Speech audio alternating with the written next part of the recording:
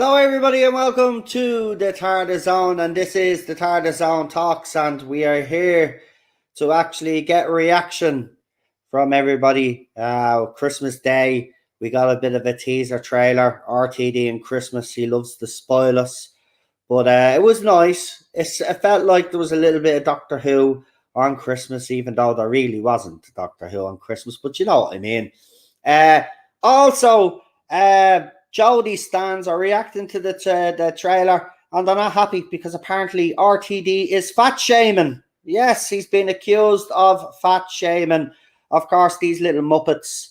There's still people out there that want to give these people a bit of a platform, but I will bring it up because I do think it's very interesting that they're not actually coming up with anything legit, and at this stage they're just reacting negatively to everything that's out there. It's at least we actually had stuff to back us up with Jodie Whittaker's interviews and Chris Chibnall and all the stuff that they were doing, but they actually don't have a leg to stand on. Also, if Bernard Cribbins was still with us today, he would have been celebrating his birthday. So if anybody'd like to pop out something in the chat there in remembrance, please do, and I'll throw them up on the screen there. And here's one for you. Here's one because a couple of the lads in the chat sent it to me. They said we needed a good laugh over the Christmas, and I absolutely agree. TV Zone, it's a magazine that's over the last year or two has come into prominence with rumors and stuff. They don't get much right, to be quite honest with you, but they've been one of these magazines that has been really pushing themselves to try to be the next Radio Times. And here's a laugh for you. So TV Zone's Best of 2022 sees Doctor Who win Best Returning Drama. Now, I don't know if this was voted by people. I'm pretty sure it is a public vote, but whoever are voting for that are absolute morons. I just want to actually get that out. You're morons, right? There's nothing that was the best returning drama of 2022. Number one, it's not a drama, it's a sci-fi show. And it shouldn't be even in that category, by the way. And number two, was everybody drunk when they were voting in this bleeding poll? Because there's no way it was the best returning thing of 2022. I'm pretty sure we could all list or name a few on our hands that were better than this in 2022. I'd mention Game of Thrones, spin-off, House of the Dragon. I suppose that's not a returning drama, but it's a returning of the whole Game of Thrones. So I'd throw that in there. That deserves some praise. Some people would mention The Witcher. We had Cobra Kai as well. Was that not the best returning drama 2022, Cobra Kai? I would argue with TV Zone, but as I said, TV Zone are trying to be the next Radio Times, and it will never happen. But to the people accusing RTD of fat shaming, listen. You have already went out of your way to attack a gay man, right? You have accused them of all sorts of nonsense. You have sent death threats to David Tennant. So those didn't work. And now you have looked at the trailer. And apparently, by the way, just to let you know, we all should brace ourselves. In March, a lot of the Jodie stands will be returning to do videos on it and to discuss what RTD needs to do to satisfy them. So we should all brace ourselves in March. See, they're all on holidays now. There's no Doctor Who on TV, so they do what all fake fans do. They fuck off to other things now for the next few months, and then as soon as it picks up in Doctor Who again, they will be back because they're a bunch of frauds. So I've done all me ranting and raving. So let's bring on our guests, because I actually see one particular guest that's at the popping in, surprised me there. So we'll introduce him last. But I'm delighted to see him. He's got a smile on his face because he knows who I'm actually talking about. But let's bring on the rest of our guests. So let's start off. We'll start off in order, except for the second last one because he's coming last. But let's bring everybody else on in the order that they're in. So We've got the one and only. It's been a while. The real super doctor is here. Yeah, it's been a while. It has. Don't worry. Next year we'll be getting back into the flow of things. I'll have Yeah. and stuff like that. It'll be all sorted. Anyway, the next one is royalty. It's the one and only Queen Charlotte. Hello, everybody. It has been a while as well. And your mic is crackling again. This best is I'm going to get it. I'll try and unplug. Do you know what? See, I don't know what it is, but I was noticed as well. I was playing zombies with a friend that lives downstairs in the same apartment. We could play online together. And his mic, I don't know if it's actually my computer or people's mics, but it just seems like some people's mics crackle on me stream. It's mad. It's mad. It was irritating me. Yeah, that seems to be a little bit better. Yeah. Sometimes you have to mess around with them. Anyway, let's bring on our next guest. It's the one and only Cinnamon Toast Crunch. Hello. Nice to see it. Hello. Nice to see it. And of course, our last guest, and it wouldn't be a Tardis own stream without him. He doesn't come on very often because he's busy himself conquering YouTube and doing such a great job. Proud of what he's achieved this year. And hopefully in 2023, he does the same thing again. He's got plenty of ideas, loads of things coming up. And Charlotte and himself will be absolutely over the moon because Line of Duty returns. So the BBC is that desperate, folks. It's that desperate. Well, it needs the views, and if Line of Duty worked, and if you think that the show still had legs in it, yes, I would keep going with a successful show. The problem is you might overdo it, but we'll see how it goes with Line of Duty. Free. The rumor is it's free. Yeah, it's only three episodes. Yeah, but we'll see. But here he is. It's the one and only Scottish Stavros. He has only a Scottish Stavros on his avatar because it's easier to say, and you can't fit the whole Scottish Stavros and Friends Wrestle with Pop Culture on his avatar. So it's just Scottish Stavros. So just in case there's any confusion up there. Hello. It's been a long time, buddy. How are you? I'm alright. How are you? Oh, I'm good. I already see TVs. Yeah, I see the private chat there. Yeah, you're all loving TVs on. But let's get straight into it. Before we actually get into the trailer, right, we'll get into the negative stuff first, and then we'll concentrate on the positive for the rest of it. So we won't harp on too much. But the TV Zone, obviously, best return and drama of 2022. I just want to ask you guys on the panel, how the hell did Doctor Who win Best Return and Drama in 2022? Now, obviously, I haven't read this article. Maybe I should read this article and see what it was up against. I was going to say, if they put it up against like no competition, then that's the only way. Let's see. They actually haven't put the link. It's just here. I'll show you the poster they put up, right? Because they're trying to be all legit. This TV's on. I've had a run in with them last year, and I had a run in with a Twitter account as well that was spreading false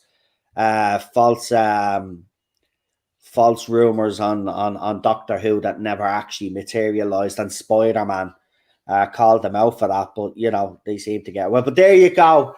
TV Zone Best of 2022, Best Returning Drama. Winner, #Doctor Who, BBC One. Now, is this the people at TV Zone magazine, if they voted for this, are they trying to reposition themselves as the magazine, the go-to magazine? Because, let's be honest, RTD and BBC, they use Radio Times and Doctor Who magazine. But I just don't get how it wins Best Return. If it's just solely based on UK dramas, there are still UK dramas out there that returned that were better than Doctor Who. So I don't get this. This is my thing. I start laughing when I see this. This is actually funny to me.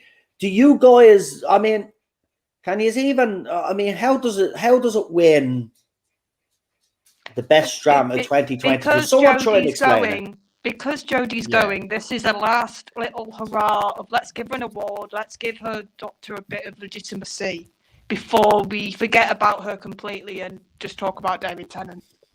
Validate me! Yeah, that's all it is. Yeah, in fairness, when when a doctor does leave, there does seem to be a bit more sympathy, doesn't there, and stuff like that. But it Yeah. wasn't the best returning thing of 2022. If No. anybody can give me give me examples of shows that were worse than Doctor Who in 2022, especially dramas. There were plenty of dramas on BBC and ITV even over this whole year. And you mean to tell me that Doctor Who wins the pick of that bunch? Nah. But it's like Charlotte said, isn't it? We need to see the competition that he was up against to really assess this. Because this is but I was actually surprised by that because I thought they'd have had a bit more common sense and would have opted for or one of the ITV dramas or ever, but apparently not. And like Even BBC, they did put out some good dramas this year. They did. They have been putting out some good stuff, even though, you know, they've been trying to wokeify most of the stuff. But they have actually put out stuff that they can't, that they just have to put out good stories. And they have. I'm not going to lie. They should be better at what they're doing, but they can prove, BBC have proven time and time again, that if they actually just concentrate on the writing and bring in talented people, they can actually have hit shows on their radar. It just baffles me, but I just thought that was a bit of a laugh. But if anybody else that hasn't spoken on the panel wants to react to that before we move swiftly on, because I don't actually want to stay bogged down on this one, because we get into the fat shaming and RTD now in a minute, which everybody is laughing. I found that funny too. But anyway, anybody got a reaction to this? Yeah, I'm quite surprised by this because, well, I'm not really surprised by it at all because I think it only got that award because David Tennant was in the last ending of it. I think that it was just, or maybe this TV zone was kind of tipped off or something like that. Yeah. I don't know. I did find it actually funny. It's just it's no way the best returning drama. But anyway, we'll leave the people at TV Zone and whatever they're drinking. We'll leave them to their own devices because clearly they've lost the fucking plot. Like even the Radio Times now wouldn't come out with that guff. I mean, come on, the Radio Times are bad, but not even Radio Times would give it the best return. Well, if you think that's bad, I saw an article from CBR claiming that Jodie Whittaker was the best incarnation. Yeah, she was. Yeah, incarnation of absolutely nothingness. Yeah, you're right. She was. Yeah, she's the best as ever because she's a woman. But we'll get away from that because I don't want to get bogged down on that. But let's talk about our fans or our stans. So we all watched the Doctor Who trailer, and I'll get you a reaction to the trailer now in a minute. But obviously, there's a scene in it where Sylvia is standing there, and the Doctor is standing behind Sylvia, and Sylvia obviously doesn't want Donna to see the bloke behind her. So Donna makes a comment about David Tennant being the skinny man, right? And obviously, because he's standing behind Sylvia, the RTD stands have accused him of fat shaming. Now, as I said into my introduction, right, leave it out, right, leave it out. Look. Here's the bottom line. Nobody's listening to you anymore. He's apparent this fandom is gone, right? Now, if you want to have legitimate concerns about the RTD era like we did with the Chris Chibnall era, go right ahead. Go right ahead. Have those legitimate concerns. Do your videos, write up your posts, whatever you want to do. But when you're scraping the barrel to actually look for stuff to complain about, and it's so obvious, you're going to be called out for it. Now, RTD was not fat shaming nobody. Now, if you've watched Doctor Who like we have religiously, the whole skinny man thing is obviously in reference to what Donna had called the Doctor back in the day when she met him. She called him the skinny man, right? Nobody was complaining about fat shaming then because half of you weren't even born. right? So don't be coming in with just a fake outrage and say everybody is outraged. We're telling you as Doctor Who fans, we're not outraged, right? He wasn't fat shaming nobody, okay? The problem that you have is this, as Charlotte said earlier, right? The polls like TV's on or whatever they come up with and articles like that, all of this is designed to validate Jodie Whittaker's doctor.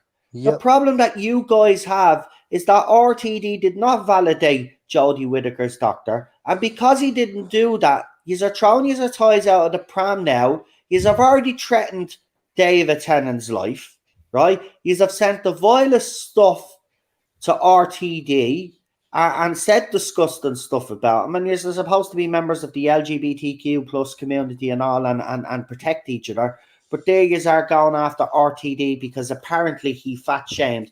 You didn't like the fact that he brought back David Tennant because, according to you, it's another cis white male. Like, is are coming across as the bigots that we have told you that you are. Now, here's the thing that kind of surprised me about this all. A certain Mr. You-know-who reviews decides that he's going to call out these people. And guess what happened? They turned on him, right? And you know what? Normally I would say, oh, well, fair play to him. You called them out. But you know what? You had no problem using them over the last 5 years when you were retweeting your tweets, knew that they'd come after people like me. And now they're coming after you and they're calling you a bigot and all of this. Open your eyes. You knew what these people were all about anyway. We tried to tell you for the last 5 years. You ignored it. So anything that comes your way now, I should be actually, sad about and say, oh, no, that's bang out of order for what I went through. But you know what? If you can experience a little bit of what I went through the last 5 years in those couple of tweets that you put up that caused it, then I'm all for it. You need to understand what your actions and what the things you have done have done to other people. Those consequences, right? So now you're learning the consequence. Now you can't turn on these people, right? You used them for 5 years. Now you're turning on them, and they're turning on you in a spectacular way. And you know what? I actually agree with everything that you did say, right? Absolutely 100%. But I don't care. I've been saying that for the last few years, just because you've decided to open your eyes now, or you found that the deal and the game is up with these people now, and you know that RTD is not going to pander to them, so you need to reposition yourself, which is even worse. And I hate YouTubers like that. You're not true to yourself. You never were and never will be, right? But all of this nonsense coming out, is our mouth Jodie stands. Nobody's listening to you. You have no power in this fandom anymore. Chris Chibnall and Jodie Whittaker are gone. That regime is gone. RTD will make Doctor Who the best that it can be. And he will ignore us, he'll ignore yous, and he will write the best show possible. And that's what he should do. He shouldn't be listening to anybody. He's been watching the last 5 years, and if he's seen the same thing that we've seen over the last 5 years, he knows what needs to be fixed. He knows what needs to be rectified, and he knows what will make this show a success and what won't, right? But guys, to ask you, this fat shaming nonsense, to me, it's just another bit of hot smoke from these idiots because they actually have nothing legitimately to give out about, so they're picking up on that, and I can't even get me words out. I'm that riled up about it. Charlotte, we'll start with you first. I made a comparison because me and Danny were chatting today actually about this. I said it's like a child that is having a tantrum and they get to a point where nobody's giving them attention, so the tantrum is no longer about an actual reason. Yeah, it's just noise. And they're just crying because, they've gotten into the mood now, and that's what they're going to do. That is literally what these Twitter people are doing. Oh, they haven't got a legit argument, but they want to have a tantrum like a child, and nobody's giving them attention. Yeah. So they're just crying a bit more. And this is what this is. Because...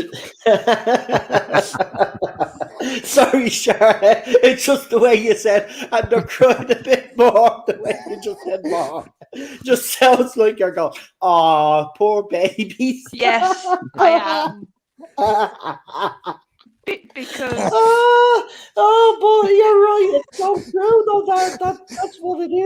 haven't got a legitimate argument now, so they're just screaming. Yeah, they're just screaming. They're just like the equivalent of when you leave a kid in a corner because you've tried to reason with them, you've tried to say no, like you're gonna be okay. Or you took their Smarties off them. Yeah. You took their Smarties off them and they're making that face. That's Yes. what it is. You took away that good, they're things that they didn't really like, but pretended to like because everybody else liked it.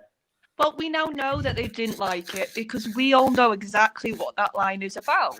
It's about when in The Runaway Bride, she meets the doctor, Donna, for the first time, and she tries to put his jacket on, or he gives her his suit jacket. Yeah.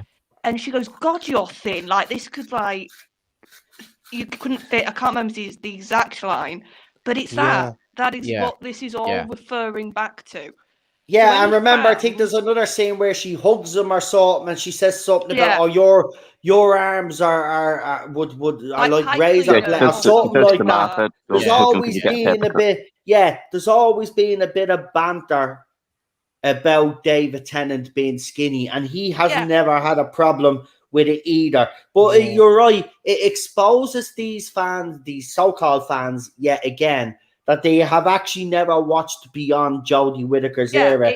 Anybody who knows pre-Jodie Who knows exactly why that line was written, why Donna even performed it, or sorry, Catherine even performed it in a very sort of shouty Donna, like sort of adventure way. We see that again in the trailer where she's back to the reset on it, and that's going to be very interesting. So it's all just Russell having a bit of fun and pointing back to the past. Yeah. So it's nothing to do with what they're shouting and crying about. Exactly. Guys, before we actually, because I want to get into the trailer, but do you guys have anything to add to what Charlotte said about these fake outrage fans, or do you want to move on and just get straight into the trailer? It's like what Charlotte said. They're just like children seeking attention, and that's all it is. Just because their doctor is gone now, the David Tennant's back. I mean, they're completely furious. They're getting their own karma back of what they did to us in 2017 when Jodie was cast and all this. They started bombarding us all with. But the difference is we're not going and attacking. We're not going and attacking them like they attacked us. Yeah. You know, we've just let them get on with it. Okay, let the world see for who you truly are. Because we've been trying to tell the world for the last 5 years exactly who you are. And now they're exposing themselves for everybody to see. But I do kind of, for me personally, I find it funny that some of these accounts that are all of a sudden calling them out. Listen, I've been calling them out from day one. Don't think 5 years later now you can call them out now because you're trying to reposition yourself.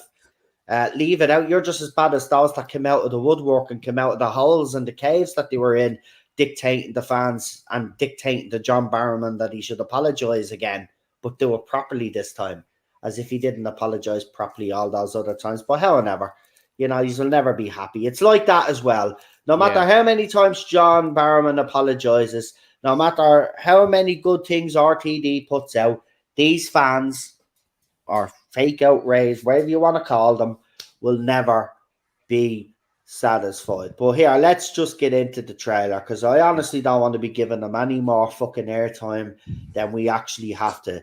But all I just say to you is, and this is my final message, be better human beings, because right now, the little hive mentality that you have, right? You should look at yourselves very carefully, right? And look deep within.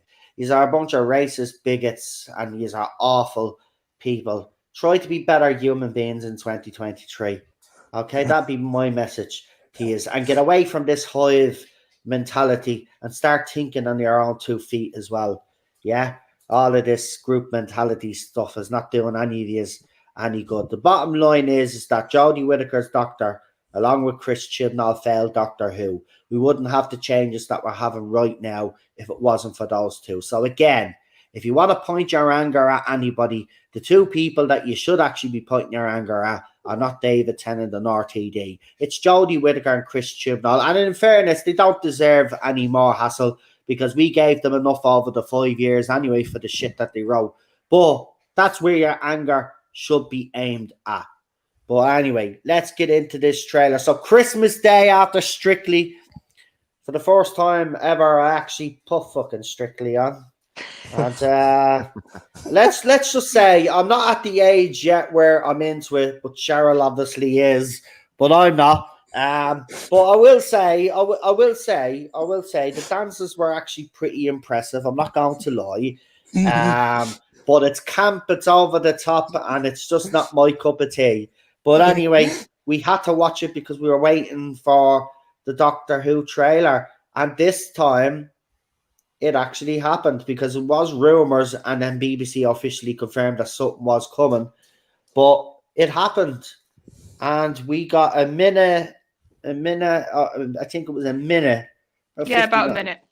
About a minute, and in that minute, wow, we got we got loads. We got absolutely loads. I don't even know where to start. So what I'll do is I'll just go around. I think the best thing to do is just go around the panel and ask yous. But I'll tell you what, we'll start with Scottish Davros because it's been a long time since he's been on.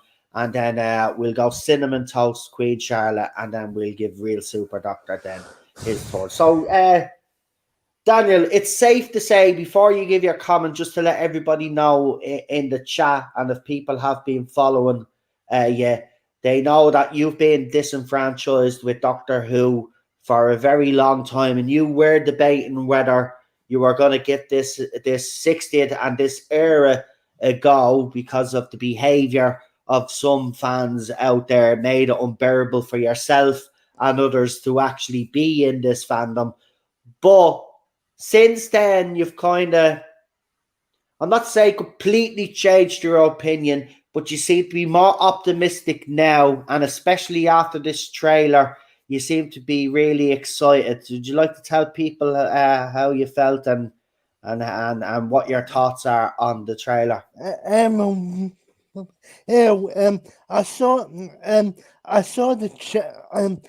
the trailer actually on the YouTube channel after the fact that it was shown in BBC One. I watched the trailer on the YouTube channel on and then and I was impressed with the visual effects. You obviously seen you obviously seen that there's references in the trailer to the runaway bride, and it almost actually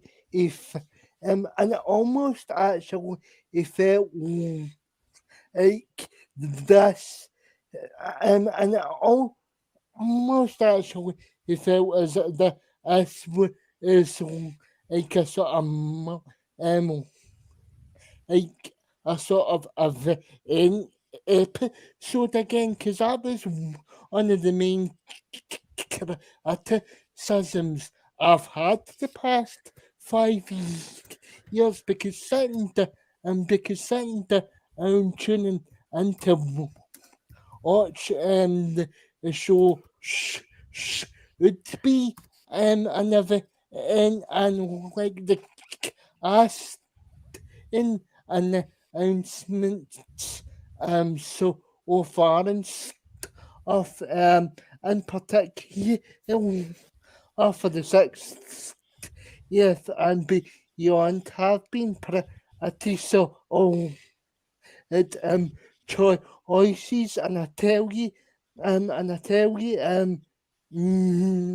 you Patrick Harris will be a pretty addition into the villains that we've had in the show, because I think he'll be a brilliant addition. But in terms of the whole beep scenarios with because obviously each part so now you can't trust anything that's you in film.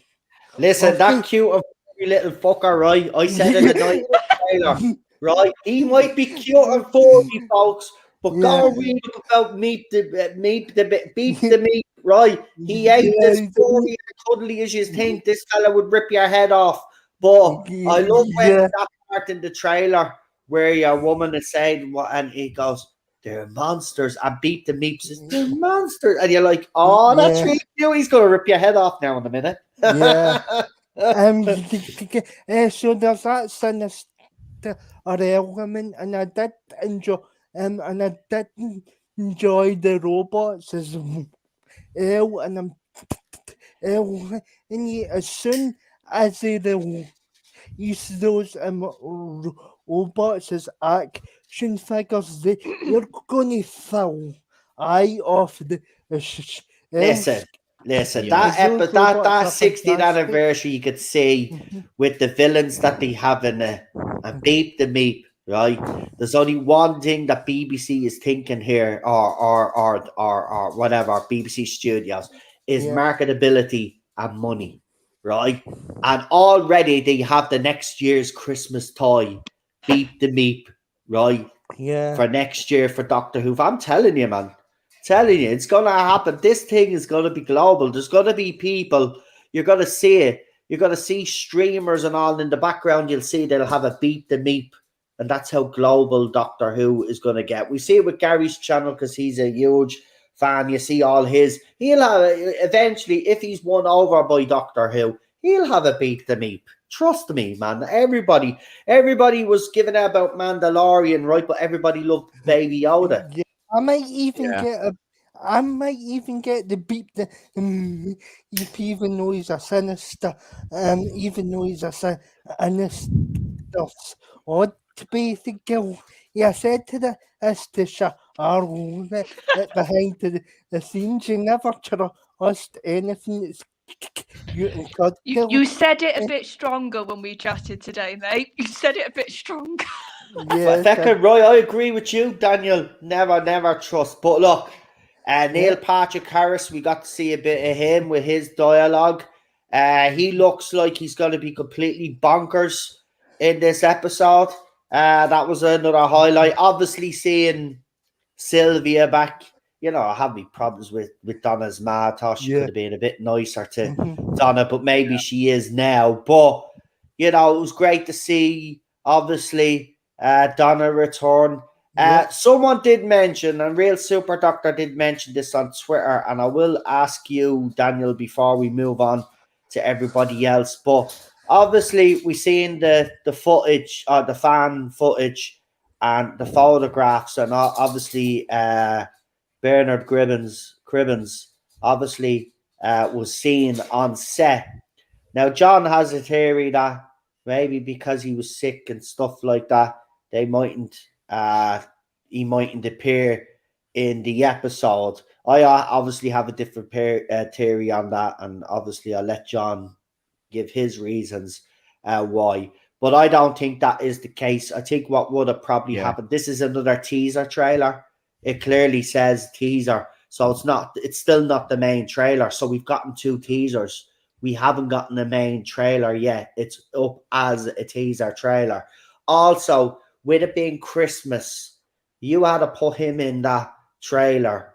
Emotion overload. Yeah. There would have been a lot of fans too. It is too close for that trailer, but I'm pretty sure in later trailers it will actually happen. He is going to be in the episode. I'm pretty sure because he was sick when he was on set. Yeah. He would have agreed to be on it. His family, he probably would have made sure that his family knew this and it was signed off. Don't be worrying. Wilf is going to be in that 60. There's no way they're going to take him out because he was in that wheelchair. So they already knew how bad he was, right? Because he already cancelled tour dates and he had some other Comic-Con that he was supposed to go to that he cancelled a few weeks beforehand. So they were all aware. And I'm pretty sure he would make... Look, it's not... If you have Donna back and you have Sylvia back, it's not the same if you don't have Wilf. So don't panic. I reckon he will be in a later trailer. But John did make a good point there, and he was the only one that actually picked up on the fact that he wasn't in the trailer, because I even forgot about it, because I obviously we did see him on set. But so you're looking forward to it, Daniel? Yeah, definitely. Definitely. Yeah, I think the trailer is even better than I expected it to be. So yeah, I'm kind of curious to see what's next and or because as Charlotte said to me behind the scenes today, I think that the swimmers are also saying obviously I can't give you an episode and time for obviously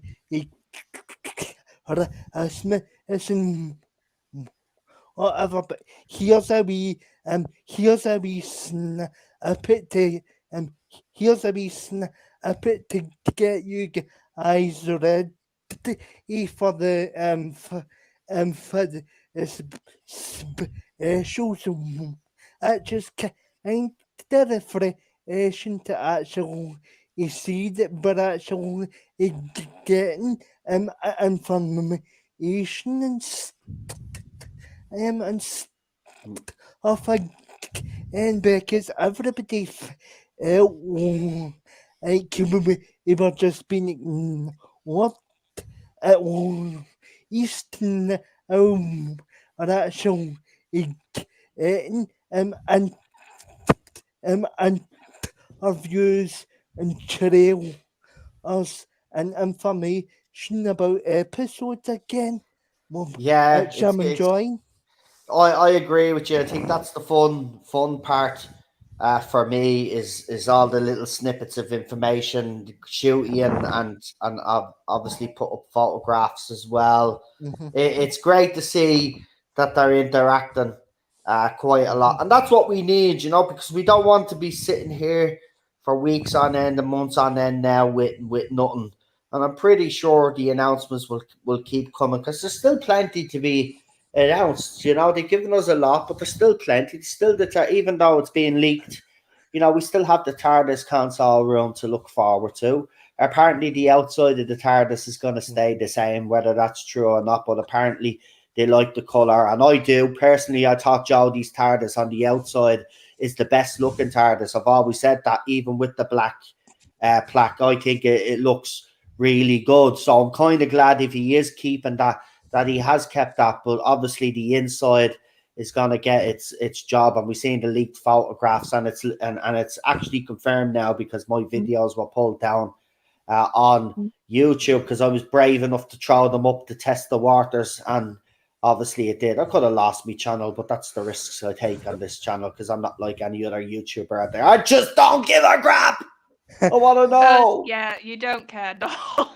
I just want to know. But anyway, yeah, some people have just realised it's Bernard's birthday. Yeah, it is. If you look on the bottom of the screen there and use a YouTube channel, you will see that there's a thing scrolling there. I have all the bullet points there, and I do actually have his birthday in there as well. And the fact that TV Zone gave Doctor Who the best returning drama 2022, if you want to laugh there as well. But let's get on to the other lads and ladies on the panel. So Cinnamon Toast Crunch. Oh, but yeah, there is something that I'm holding back. So the end of the trailer with Shooty Gatwa, we need to talk about, but don't bring it up as our main topic of conversation, because there's something else I want to ask you all, because there's something about the end of that trailer that even I wasn't aware of until only recently. Some of you might be aware of it a bit more, but that actual sky in the background where we see Shooty is not the sky. Apparently that's being edited because they don't want to give away Shooty's location. So Yeah, that either suggests to me he's either inside the new TARDIS, right? Which could be one because he's still building it, or two, he's gone back to Gallifrey. Yes. Right? Clearly Or he somewhere could be, important. If or it's like some he's random gone street. somewhere, yes, or it's definitely somewhere important. But that's Guy apparently in that trailer. But I will get his opinion on that after the fact. We'll just get into the main trailer and the parts. We'll talk about Shooty a little because that's kind of a different, separate topic to the David Tennant 60th. Obviously, he is in it, but he'll be in it right at the end. I don't think Shooty is in it all the way through because that would just get all confused and I'd be like, how the fuck are you going to explain this RDB? But he won't. Anyway, Cinnamon Toast Crunch, give us your opinion on the trailer. Well, first and foremost, I thought it was amazing. I saw it. I was working Christmas Eve. I saw it pop up on Twitter saying that we're going to announce them tomorrow. It got me excited because I thought, well, they're not having a Christmas special, but they're having something, and they're giving us a little something. And I like that. I said, like Daniel said, Russell came out and said, "Oh yeah, sorry, there's no Christmas special this time. We're sorry about that, but we're working on something good." But in the meantime, here's a little trailer. And that's all it was. It was a teaser trailer. I saw someone say, "Oh, we didn't really get much story." I said, "Well, yeah, but that's the whole point. It's just a teaser trailer. Wait a couple of months until we get the main one, where and he they'll still probably won't reveal give that loads away though. That's the thing. yeah. Even that teaser trailer, the two teaser trailers that he's put out since, right? What have we actually gotten from that? No, we don't know what story wise. We have our theories on who Neil Patrick Harris is and all of these other characters and what they might be getting up to, but nothing's being given away. None of the story. Not like if you're watching a Chris Chibnall trailer, like you get the whole plot and you still don't know what's going on. Here, you genuinely don't know what's going on because he's been very clever with each trailer, Cinnamon.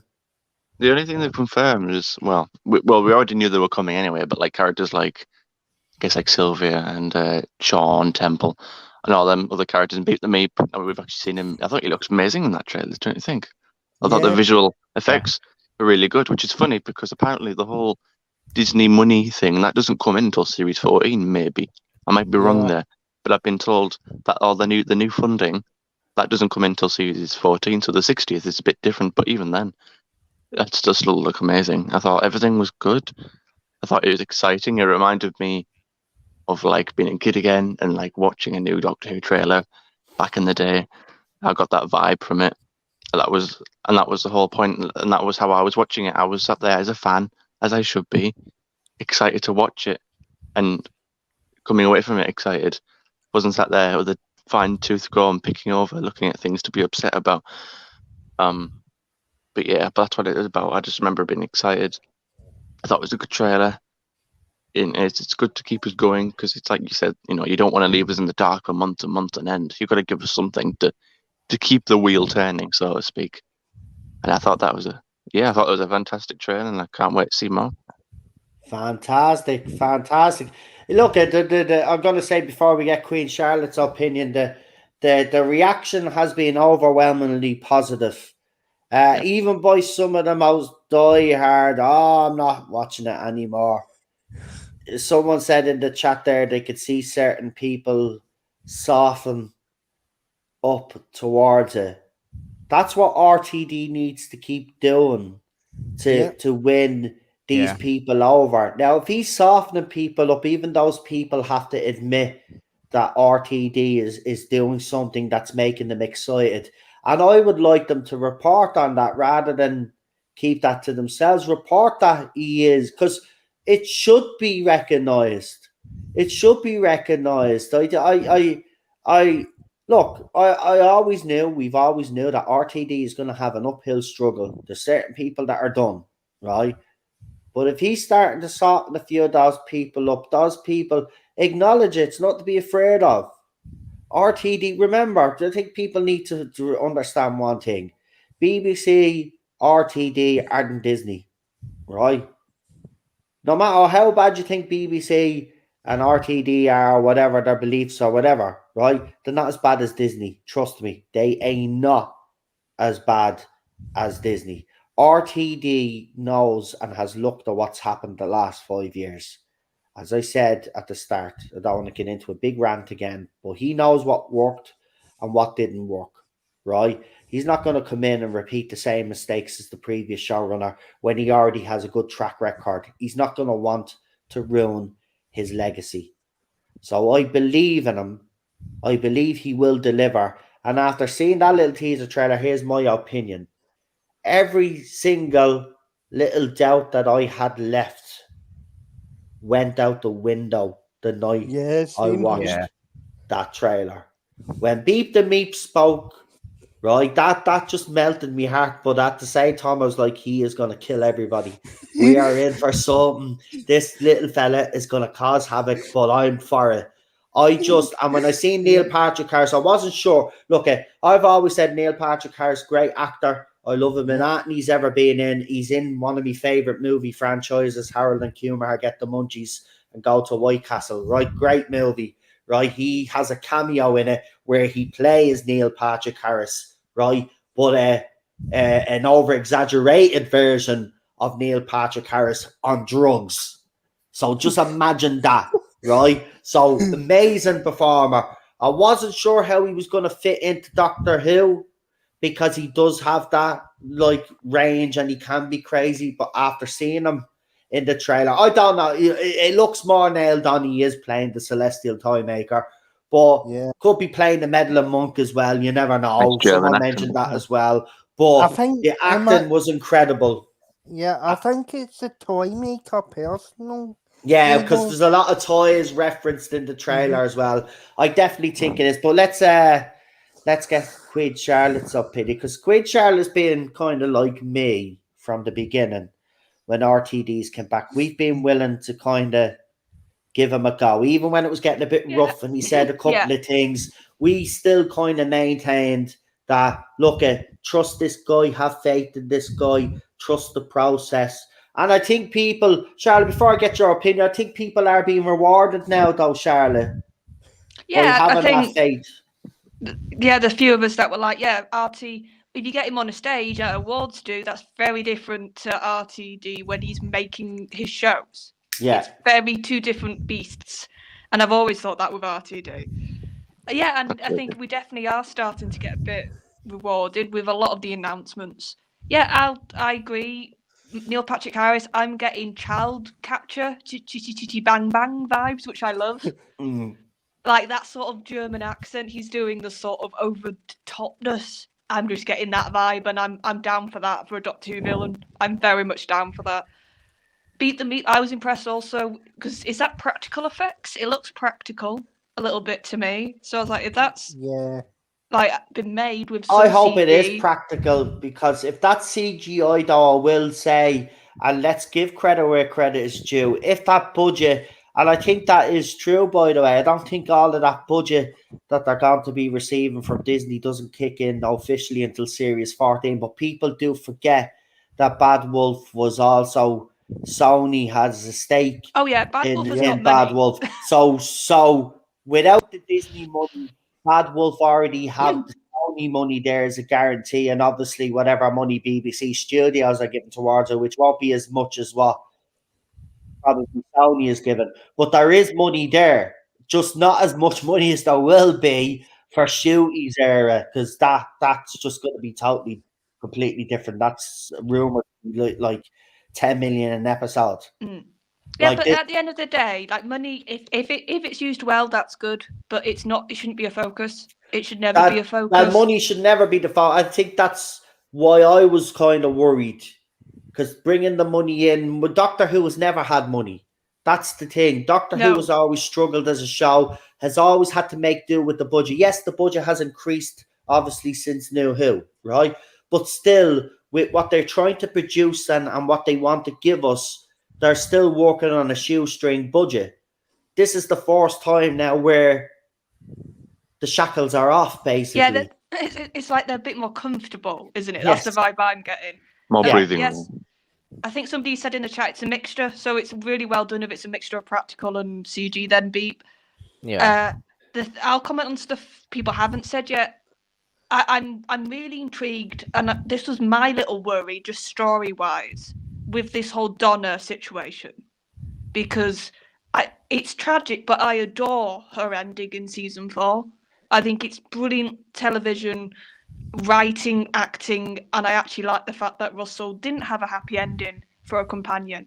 I actually quite like but that. it hasn't set with him for years, and it hasn't actually set with fans for years, because then it reminded especially classic fans of how Jamie's mind was wiped. Yeah. You know, But so that's one thing that I do remember. The initial reaction after that episode dropped and our mind was wiped.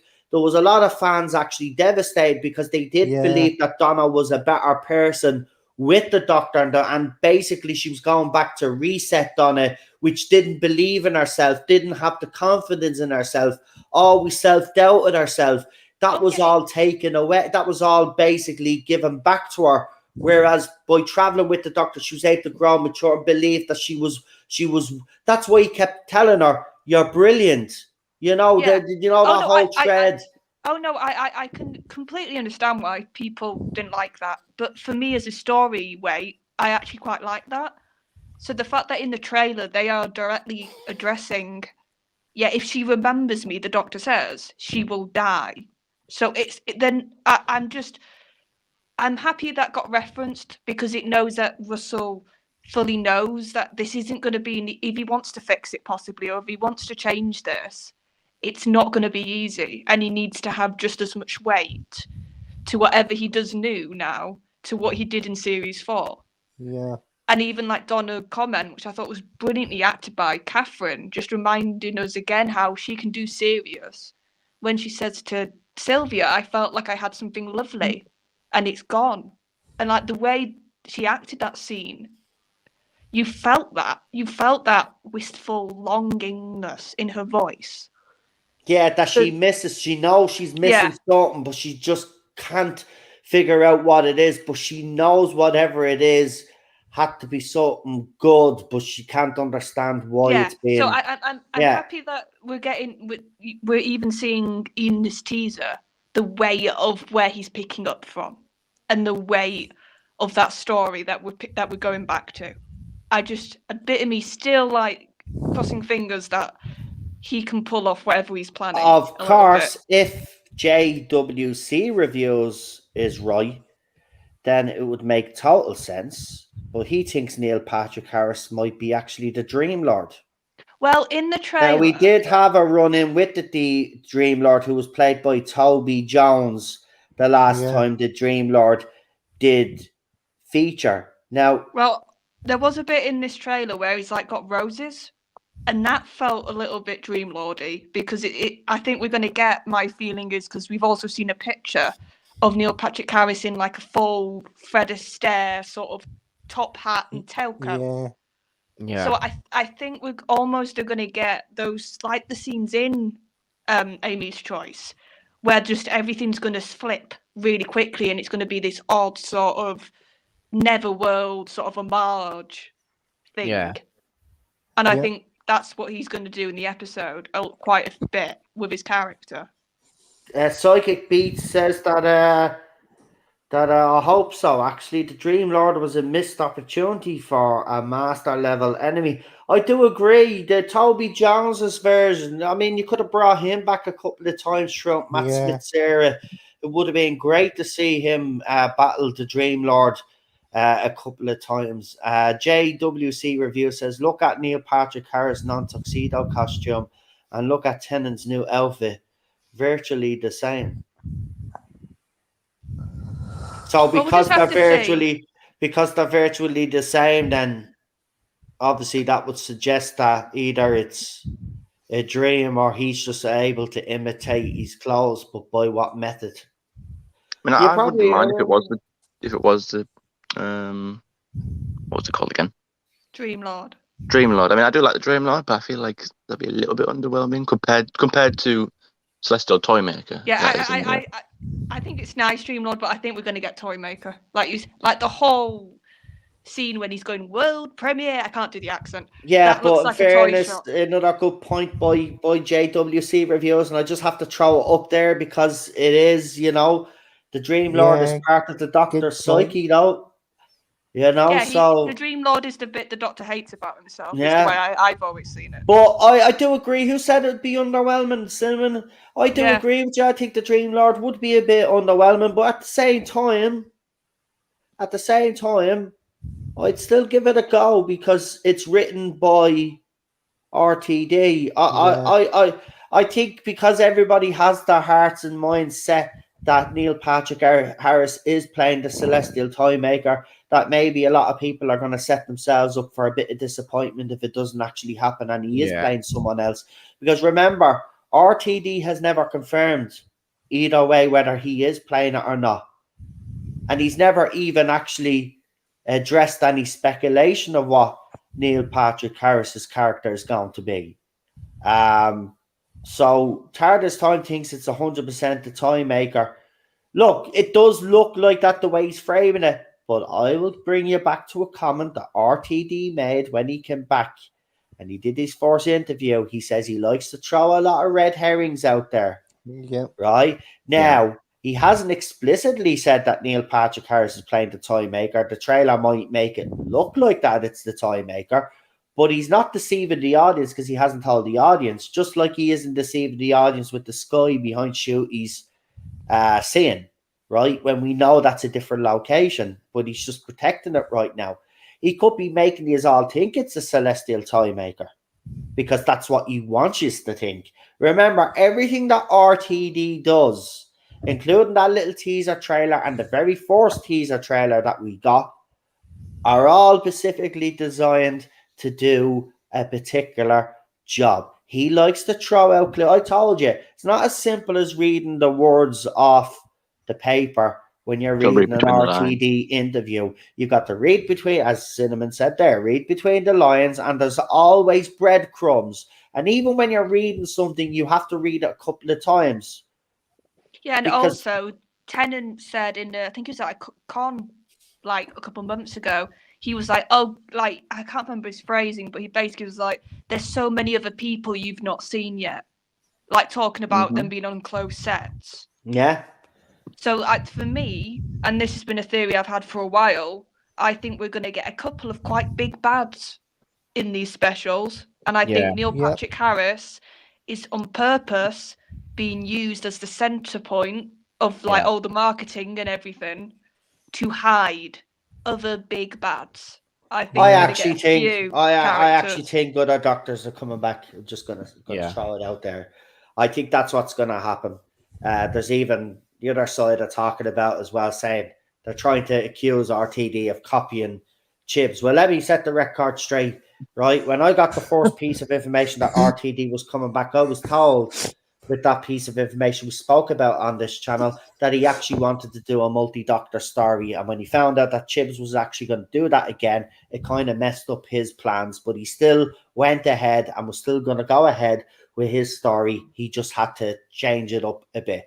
I do believe Chibnall was the first writer to come up with the multi-doctor story. I do believe other doctors are going to make an appearance. I also believe in what Charlotte is saying as well.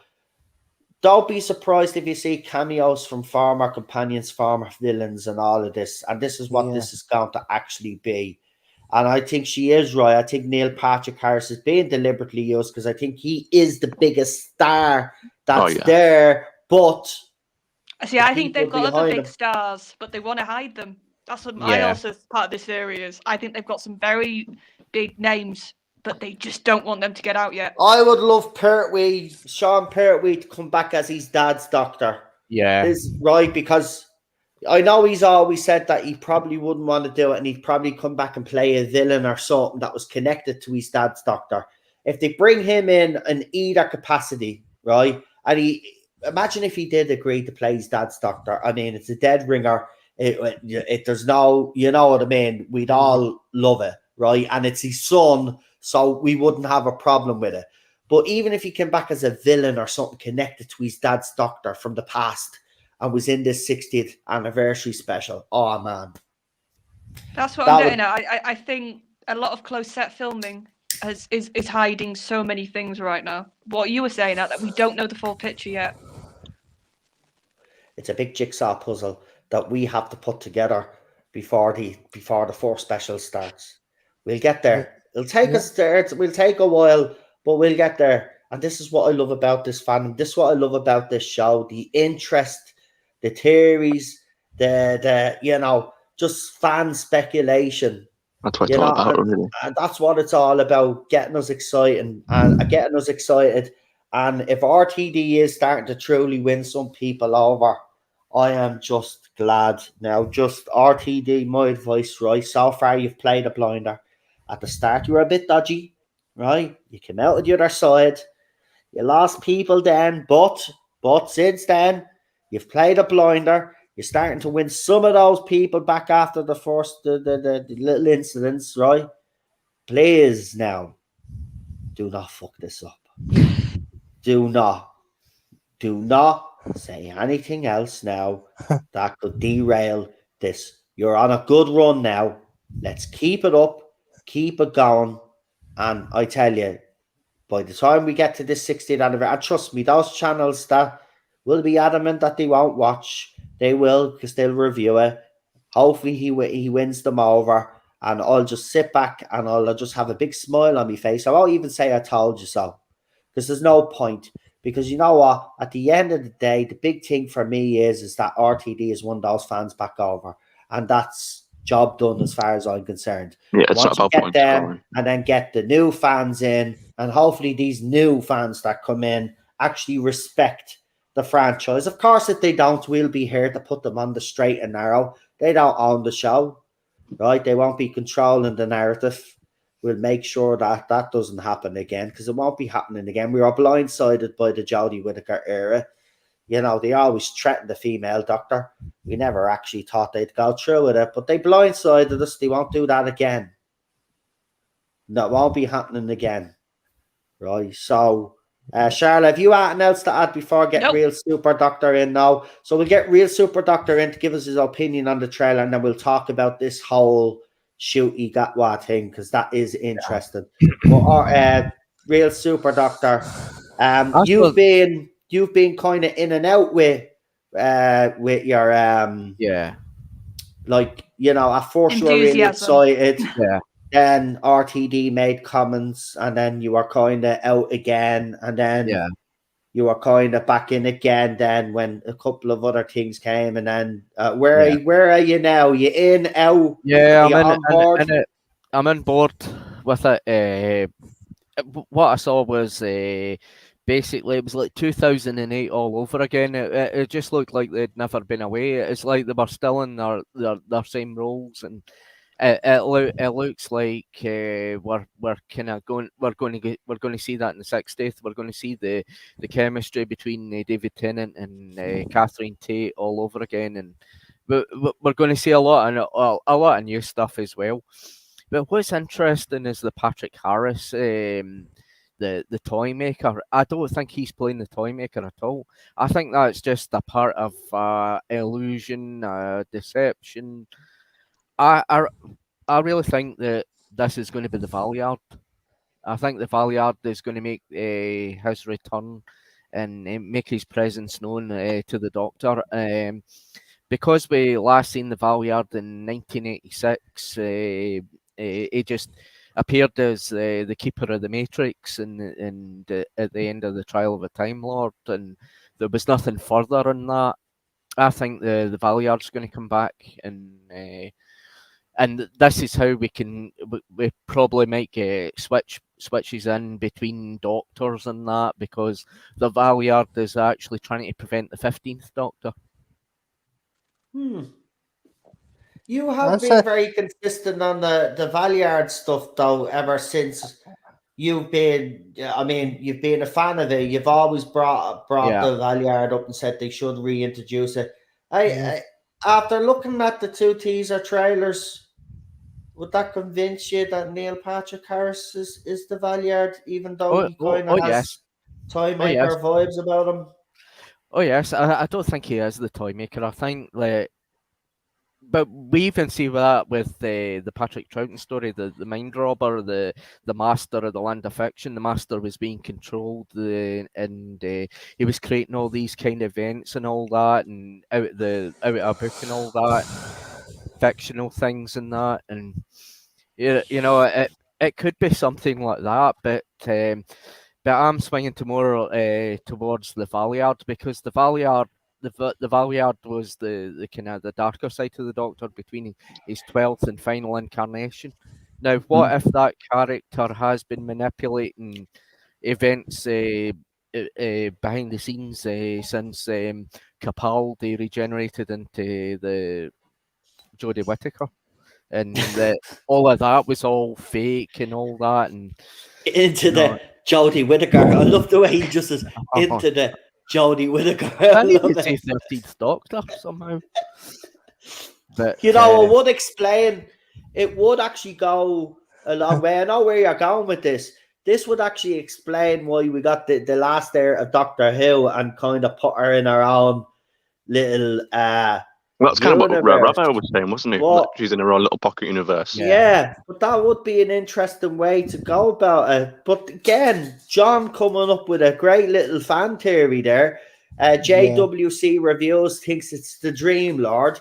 We've got, I would say, the majority of fans though are saying it's the Celestial Toy Maker. To be fair, I think that is the general consensus. But it is nice to hear those other theories. I mean, the Valiard one is a very interesting one, and as Tardis Time and Real Super Doctor have said, it's a long overdue return for that character, and I think it would be a nice little thing. Cybermat thinks it's the Nightmare Man from Sarah Jane Adventures. Yeah, I was going to say, and considering what Jodie's Doctor went through in Power, and considering it was an incredibly forced, unwanted regeneration, and then she got turned back, like it was a very weird sort of circumstance. That could maybe even if Russell doesn't want to say it's that far back, maybe he could say because of the forced regeneration, it has made the Valiard come back. In response to what she went through. Yeah. We've got a question. You could do it. Yeah. I just want to answer this question because I'll keep it nice and simple. So, Noel, do you think they'll ever do a female Doctor again? I think it failed too badly that the British public wouldn't watch it again. Right. If this was 10 or 15 years ago, I would say there's no chance they would ever do another female Doctor again if it failed as badly as it did now 15 years ago. The problem is that it doesn't matter how many times things fail in the industry today. They will flog a dead horse until it's completely skin and bone and skeleton. Right? So I think they will try again, like someone in the chat said, but not for a few years. But if it'll depend, we will get early indication from RTD's era. If he says that the Doctor's from Gallifrey, born on Gallifrey, blah, blah, blah, and basically dismisses the Jodie Whittaker Timeless Children nonsense, then we can be safe to assume that the Doctor will remain a male character. But if he doesn't address it and doesn't make any mention of it, but then starts doing all of this like male Time Lords turning into female Time Lords, then I think it will happen. But potentially, if he is embracing that Gallifreyan side of him, is it? Because he's got that nail tattoos. Shoot's got them Gallifreyan nail tattoos. They're doing something with it. You know, they're making that important detail. And all I would say, Tardis Time, is the difference going forward is that it's not just going to be the main show anymore. Russell, he's talked about, he used the word empire when he was talking about how it wasn't like 11 episodes or how many he used to do. So I think the difference is going forward, they can have loads of female-centric spin-off stuff. They don't need to have the main character be female. Exactly. To suit that demographic.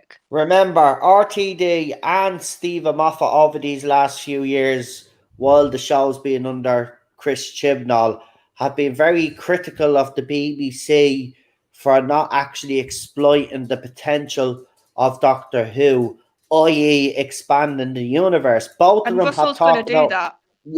Yeah, exactly. Both of them have talked about expanded universes and how BBC have always been missing a trick with this show and the potential that it has for the certain characters to have their own spin-offs. Now RTD is in charge with the Disney money behind it, which kicks in obviously Series 14. If that is true, well then obviously they're going to need it because they're going to be doing the spin-offs. It's going to happen. Doctor Who, whether you like it or not, is going to have an expanded universe. Now, I know people will argue, well, it already has it with Big Finish and with the novels and all of the comic strips and all of that other stuff. But this is going to be a proper, real expansion, proper canon. It's gonna actually reinforce certain elements of canon, and it's going to create new elements of canon. Obviously, not the way the Timeless Children did it, but it will go back to those because Doctor Who has its canon. You know, a lot of people will say it's all over the place. Some of these spin-off shows are going to go into things that you probably won't want them to go into. This is the thing, right? And they're going to explore these things and they're going to try and wrap these little pieces of canon that stick out like sore thumbs and make them fit within the whole jigsaw puzzle. That's what's going to happen. They do it with Star Wars. You know, the loopholes they're trying to fucking these shows are supposed to fix what the 3 movies did and all of this, right? The sequel trailer, but wherever you call them, you know what? It's not Star Wars, Disney Star Wars, right? JJ.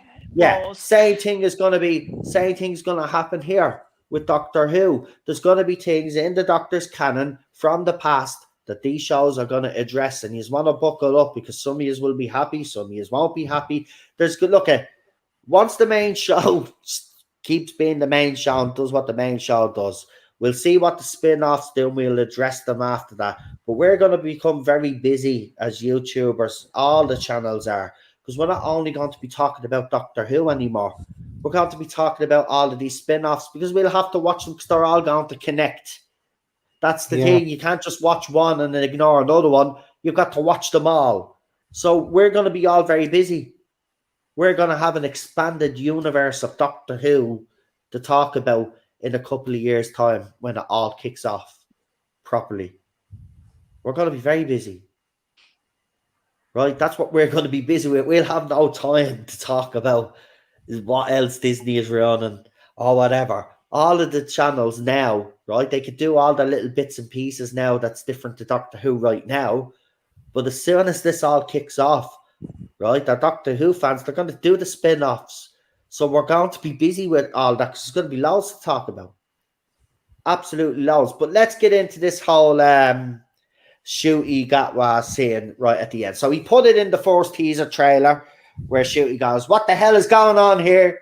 And people are still kind of, by the way, and the people that are still complaining about that, right, let's just be honest about it. At this stage, he's only complaining because he happens to be Rwandan, right, that moved to Scotland and has a bit of an accent. Let's be honest. It's not even the fact that you think it's camp or whatever, right? These are just pure and simple racists. That's it. I've always liked his accent. There's nothing wrong with that line. I've heard it again this time. Nothing wrong with it. He has a bit of his Rwandan accent coming through. Big fucking deal. Yeah, but I think a bit also, I think people need to remember, it looks like wherever in the timeline that clip is happening, it's very fresh for Shooty's Doctor. He's and all probably just doctors regenerated or something. Yeah. are a little bit erratic. Like, I can remember Matt's first line. It was a bit like, oh, okay. When he had a bit of like a really high voice because he was just like regenerated, and I think people need to remember that all doctors are a little bit off kilter, to put it politely. Yeah. And I think that's where Shooty is a little bit in that scene because he's got David's clothes on.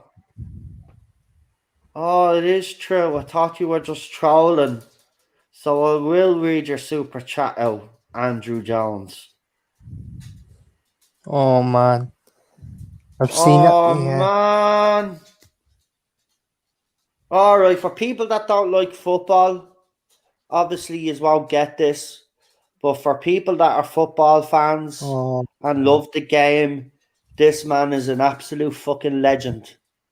Pele, yeah, legend. And Wow. if you've delved into Pele's story, it's a fascinating one. yeah, He was a very talented footballer, and he was forced to stay in his home country of Brazil and wasn't allowed to even sign for a foreign team because of propaganda back in the day. But he has been he was rushed to hospital during the World Cup, and it didn't look it didn't look too good, and everybody thought he was actually going to die a couple of weeks ago. But Pele always seemed to find a knack of surviving these things, but unfortunately he has finally succumbed and has passed away age 82, and he is a legend. He's an icon. He's just, if you're a footballer, man, look, if you have his own things that you support, you doesn't know where we're coming from. This man was an icon. He always had a positive message, even until the day he died. He had a positive attitude. So that is actually, that's the same level when Maradona died. Even if you're English, you would have, if you're a football fan, you would have mourned Maradona's passing because he was a fucking legend of the game. But there's another legend gone. They're all dropping like flies, though. I've noticed lately, lots of these sports athletes are just dropping dead Yeah. left, right, and centre. I won't say the reason why, because you can't talk about the reasons why anymore, or you can't question the reasons why. But when a world leader comes out in a video and actually says that they used his country as a lab, and he allowed Pfizer to use his country as a lab to test how the vaccine would have on people with meningitis and bronchitis and all of this other stuff and cancer, right? And say, oh yeah, use our citizens as people. Yeah, use us.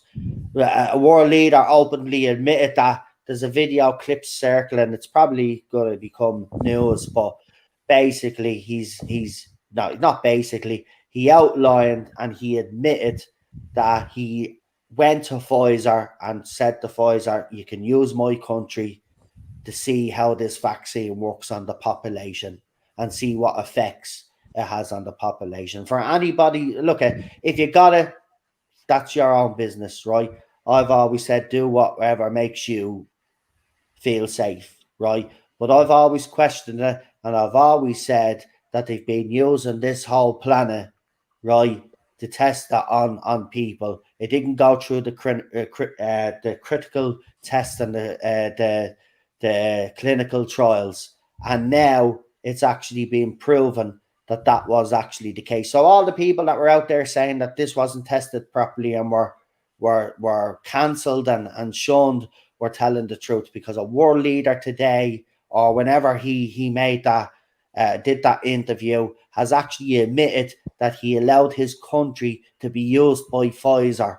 So you just want to wake up. I'm not saying that people shouldn't have got the vaccine. What I'm saying is people should question these people on how they exploited the fear in people, and that's what they did. They exploited us all. They put us all through fear, and most of the population bought a hook, line, and sinker. And you know what? Some of us will be fine and will live a normal life, and that's great, right? But there are people out there that are dying with complications due to this, and it's not allowed to be spoke about. But people need to wake up to all of this. And now they're trying the same again with this Ukrainian Russian war. It's all propaganda. We're sending millions. Now we're a small country. We're sending millions of our taxes over to that country. The US has already sent billions. The UK is sending billions. Should the world leaders not be just going, hey, hang on for a minute? We're sending billions over to Ukraine to help fight the Russians, but the Russians are losing. But yeah, we're still sending money instead of saying, hey, lads, how about you all sit down and work this out, right? There are people literally in the UK right now in Ireland that can't feed their kids or can't heat their homes, right? There's nurses out on strike. ambulance men out on strike, postal workers are out on strike, and you're sending billions to a country to an idiot who's fighting with another idiot because that idiot decided to invade his country. And instead of like telling them all, hey guys, you need to sort this shit out diplomatically, you want to keep pumping money over there while people over here are dying, starving. No, enough is a fucking enough, right? We shouldn't be funding no war in no foreign fucking country, and it goes for every country out there. We shouldn't be funding no war, right? We should demand that our taxes are used to feed our fucking people, right? Feed our fucking children, house our people, house our children, and then we can look after everybody else when you look after your fucking own. We've forgotten that, right? Where you forget, and people say, well, you can't say that because that's racist. You can't just look after your own. Why not? Why not? We've been looking after everybody else for decades and fucking hundreds of years now. Why shouldn't we look after ourselves? Why shouldn't an Irish person have the right to a roof over their fucking head, or an English person have a right to a fucking roof over their heads? They should also have the right to heating and fucking running fucking hot water. Right? They have a right to have 3 square meals a fucking day. That's a right that they get in fucking prison. Right? There's people out there that can't even feed themselves because they have to choose between either feeding themselves or their kids or putting electric in the fucking meter so they can heat their homes. I am sick and tired of this world. And you lose a voice like that, a good voice like Pele, who fucking talks about world peace and advocates for that. And, you know, Nelson Mandela was the same. But does anybody listen to these people? No. Right? They're dead. Right? They're gone. We say we honour their memory. Do you know how we honour their memory? By getting things fucking right in society and in the world. Right? Our leaders are weak, man. If I was running the country, I would say, no, we're not sending any more of our taxes over to Ukraine to fund the war. We're a neutral country anyway. We shouldn't be helping fund the fucking country to wage war against another country, even if the other country is in the wrong. And right now, I'd question that. I'd question both sides. This seems to be a dodgy little thing done between those two world leaders to extort money out of a world governments, and it's fucking working. And don't tell me it's never happened before, because it's happened plenty throughout our fucking world history. Go and check it out. Right? People don't educate themselves today. They don't learn about the past, see all the shady stuff that went back then. Right? It's still happening today, right in front of our eyes. Do you know what the difference is? They used to do it. They used to do it behind closed doors back in the day. But now people are so fucking stupid, they're doing it right in front of them now. They're doing it right in front of you, and not one of you bat an eyelid because you're so concerned about, oh, I want a woman to play the doctor, or I want a black man to play blah, blah, blah, whatever. Right? Oh, who is he fucking? Who is she fucking? That's what you are all consumed about. TikTok and all of that other rubbish as well. And these are celebrity fucking Kardashians, ticks like that. Right? No wonder he's oblivious to the shit that's going on right in front of you, because he's consuming shite day after day. Day after day. You know what? I weep for humanity. I really do, because within the next 50 years, we are going to completely destroy ourselves. And by the way, for people saying that society is being destroyed, no, society isn't being destroyed. Society is destroyed. The evidence is there right in front of our faces. Society has fallen. We have lost the plot. The fucking lunatics from the asylum are running the fucking show. How did that fucking happen? How did that happen? Tell you how it happened. We got fucking distracted like the fucking idiots got distracted now. Right? But we wised up and copped on when it was too fucking late. Yeah, they're never going to wise up and cop on, because they're still fucking gone 7 years, 8 years fucking later. They're still fucking stupid. Open your eyes. Sick and tired. Man, it's all there right in front of you. I just weep for us, man. I just weep. We're going, you know, we're going to be responsible for our own extinction. And you know what? We fucking deserve it. We fucking deserve it. There's a few of us, like me, Charlotte, and others out there, will fight for whatever corner it is, whether it's pop culture or society or whatever. There's some YouTubers out there trying to fight the good fight, whatever battlefield they're fighting on, right? They're doing it. But unfortunately, there's not enough of us. It's not enough of us because, well, there is enough of us. The problem is that the small minority lunatics are running everything. They've gotten in everywhere. So we have to do what they do. We have to get in everywhere and boot these fuckers out. Right? And it's starting to happen in politics now. You've seen it in politics. Parties are getting voted out that were generally woke and they're being replaced. But of course, the media will frame the people that they're being replaced by are right-wing Nazi bigots and all of this other rubbish. Even the media play this game. You all need to wake up. The media is never your friend, never was your friend. The media lies to you. Your government lies to you. Government lies to you all the time. Listen, it just doesn't happen with my generation. It happened with mother and father's generation, the generation before that, generation before that. Politicians have lied since the dawn of time, right? There's a few honest ones within that bunch, but unfortunately, honest politicians never get the power. And if they do get the power, like JFK, they have to make shady dealings to do what they have to do. So they might go in a clean politician, but they'll always come out a bit dirty. So it doesn't matter. To be a politician as well is a hard job because, it's a catch-22. You might make some decisions that benefit your country, but at the same time might make you a complete scumbag to the rest of the public, So that's just the way it is. That's the game that you're in. But I'm just sick and tired of all of this. I'm sick and tired of the Jody stands. I'm sick and tired of the Biden supporters. I'm sick and tired of the Trump supporters as well. You're just as bad as the Biden supporters, by the way. Just to let you know, there's a few of us out there in society that don't give a fuck about Biden and don't give a fuck about Donald Trump, right? So when you two factions of little bitches keep screaming across the void, remember the rest of us are like, oh, for fuck's sake. Right? Leave it out, right? Bottom line is this. Biden is the president. Whether it was rigged or not is beside the point. He's the president now, right? Okay, you can bitch and moan all you want. He's there, right? As for Orange Man, right? If you still support him, fair play to you for having the balls to support a bloke that's clearly lost the fucking plot over the last couple of years, but that's your choice.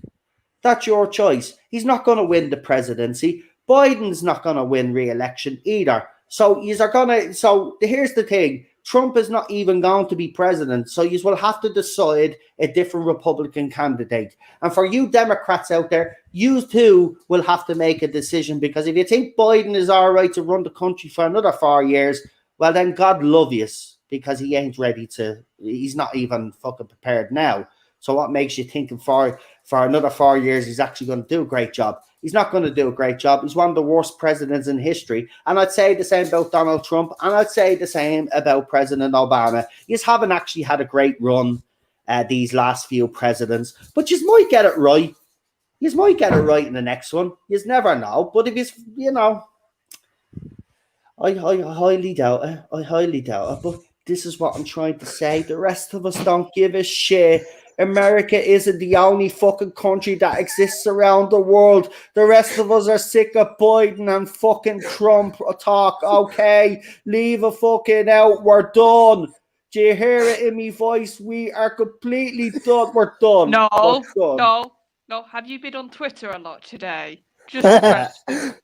Actually, believe it or not, over the Christmas period, and you can go and check, I've been hardly on Twitter. That's why I was wondering if today you just decided to be a bit more on it, that's all. Yeah, I just, I suppose I've seen things over the Christmas period being building up, so I'm just getting it all out there. But, it's not the Tardis Zone without a bit of a rant once in a while. But no, it's all right, we could tell. It was therapy then. It was a bit of therapy. But look, bottom line is this, right? To your Greta Thunbergs, to your activists out there, to these gender activists, to Trump activists, to Biden activists, right? here's the thing. We're all fucking sick and tired of all these nonsense, right? We don't actually give a shit what you are screaming and bitching about, right? But screaming and bitching hasn't gotten you anywhere for these last few years. So might I suggest a different fucking tactic? Because you reckon the rest of our heads and we just want to get on with our fucking lives, all right? We've got enough to worry about. We've got to worry about our electricity fucking bills. We've got to worry about whether we can put food on the fucking table and keep ourselves fucking warm. Okay? We don't need you fucking nonsense, because when we turn on the TV to escape from it all, it's right there in front of our faces too. So shut the fuck up, man. Done. Right. I love that laugh. Fucking done. Fucking, do you know what? Elon, if you're listening, you sending people to fucking Mars. I tell you what, when you build fucking cut price accommodation up there, book me a fucking flight. I will stream the Tardis on live from fucking planet Mars. Fuck Earth. I'm out of here. Just don't drink the water. Fuck you, bunch of Earthlings. I'm getting out of here. I'm moving to fucking Mars to be a Martian. Like Mars, no. Give me my fucking immigration card. Give it to hey. How do I sign up to be a Martian? Oh God! Fucking hell, I'm leaving. And if I can't get to Mars, then I'll move to the moon. I'll move to the moon. Send me to the moon. I'll live stream from the fucking moon. There you go. I'll become a citizen of the moon. Fuck you, Earthlings. Fuck you. I can just look. Do you know what do you know what I can actually do? What I'll do is, right, I'll find a spot on the moon to put me toilet, right, and have a glass encased, right? And as I'm having a shit, I can have a look at planet Earth while I'm having a shit and realize that, you know, I realize how fucking shitty that place actually was while I'm having a fucking poop. It'll be the best experience. Be great. The only problem is that I'll have to get anti-grav, because if I don't, that'll be a very messy situation for me. But there you go. And that was the political broadcast on behalf of the Tardis Zone. Thank you. I know. If I do go too far, you can stop me. But WWE, with that £2 super chat, you started all that. Yeah, super chat from Andrew Jones. That's not WWE, right? When that comes up, right, that's Andrew Jones. Let's call him as he is. Yeah. Sorry, boy. But this time he was actually sending me news that was or saying something that was actually relevant. So thank you for that super chat. I did actually thank him, but thank you for that super chat, and thank you for informing me that happened. Now, your New Year's resolution should be try be a better human being for 2023, and maybe we'll interact with you a little bit more. Hold your breath. Yeah. Go back to you. So some people were happy with the rant, but I didn't really mean to go on a rant. But let's get back to this shooty thing. So we'll see what you guys, because I've said enough now, so I'm going to shut up for the next few minutes. And I was supposed to bring Ted out, so Cheryl's not very fucking happy with me because, she says, how long will you be? I said, about an hour. I'm an hour and 40 fucking 9 minutes in. Anyway, I'll have to pay for that tomorrow. I'm already in the bad books already because, I woke up this morning in a grumpy humor, and let's just say she was getting on me tits, and I was getting on her tits, and then what happened was there was a verbal disagreement over something, and then a verbal disagreement. Now we've I think made there's up another word for that. Yeah. It's called an argument. We had a marriage argument, and let's just say she thinks she won, and I think I won, but nobody really won. But we're talking now. But it was just, it was kind of was my fault this time. So I had to, when she came back from the shops, I was like, I need to talk. She said, no, get away from me. I don't want that to do with you, right? And then I was like, no, I'm serious.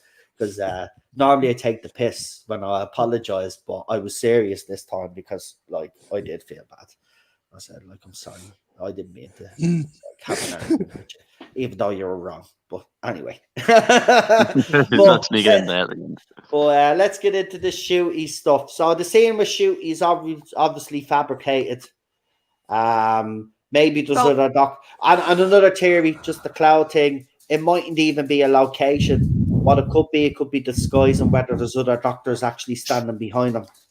Well, wanted to throw that I out there. think the wording Russell said, because this was in Doctor Who magazine, this got said, is whatever is behind him gives away too much story plot, or he said something to that effect. So it's whatever's behind him. Basically, they've digitally gone over and put a sky there. I think So it it might could- be a moving shot, because when I read it, it was saying something like, because they've cut the word now out. I think he's supposed to say, now someone tell me what the hell is going on here. But the word now, it's a moving shot. So they've cut that bit out, and now it's just Yeah. saying, someone tell me what the hell is going on here. So I think it might be, I think whatever the background is, I think it's moving. Yeah, Maybe. whatever is going on behind him, they do not want us to know. No, or unless it's a slow reveal. Do you know what? Someone should actually get those two scenes back to back and see if there's anything different in them.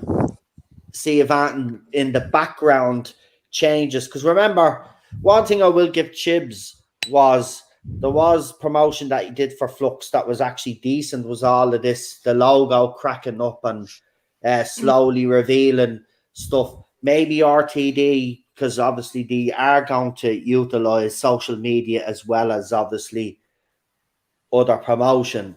But Yeah. he could be using a tool like that. Maybe, again, this was framed as a teaser trailer, right? As I said, the other one was a teaser trailer. We haven't gotten a main trailer yet. This is nothing. And main trailer, I reckon, when we do get that shooty scene again, unless it's something that's No, I don't think we're going to see that until the broadcast. Whatever's behind him, I don't think we're seeing until the episode drops. maybe you're maybe right, and more than likely you're probably spot on there.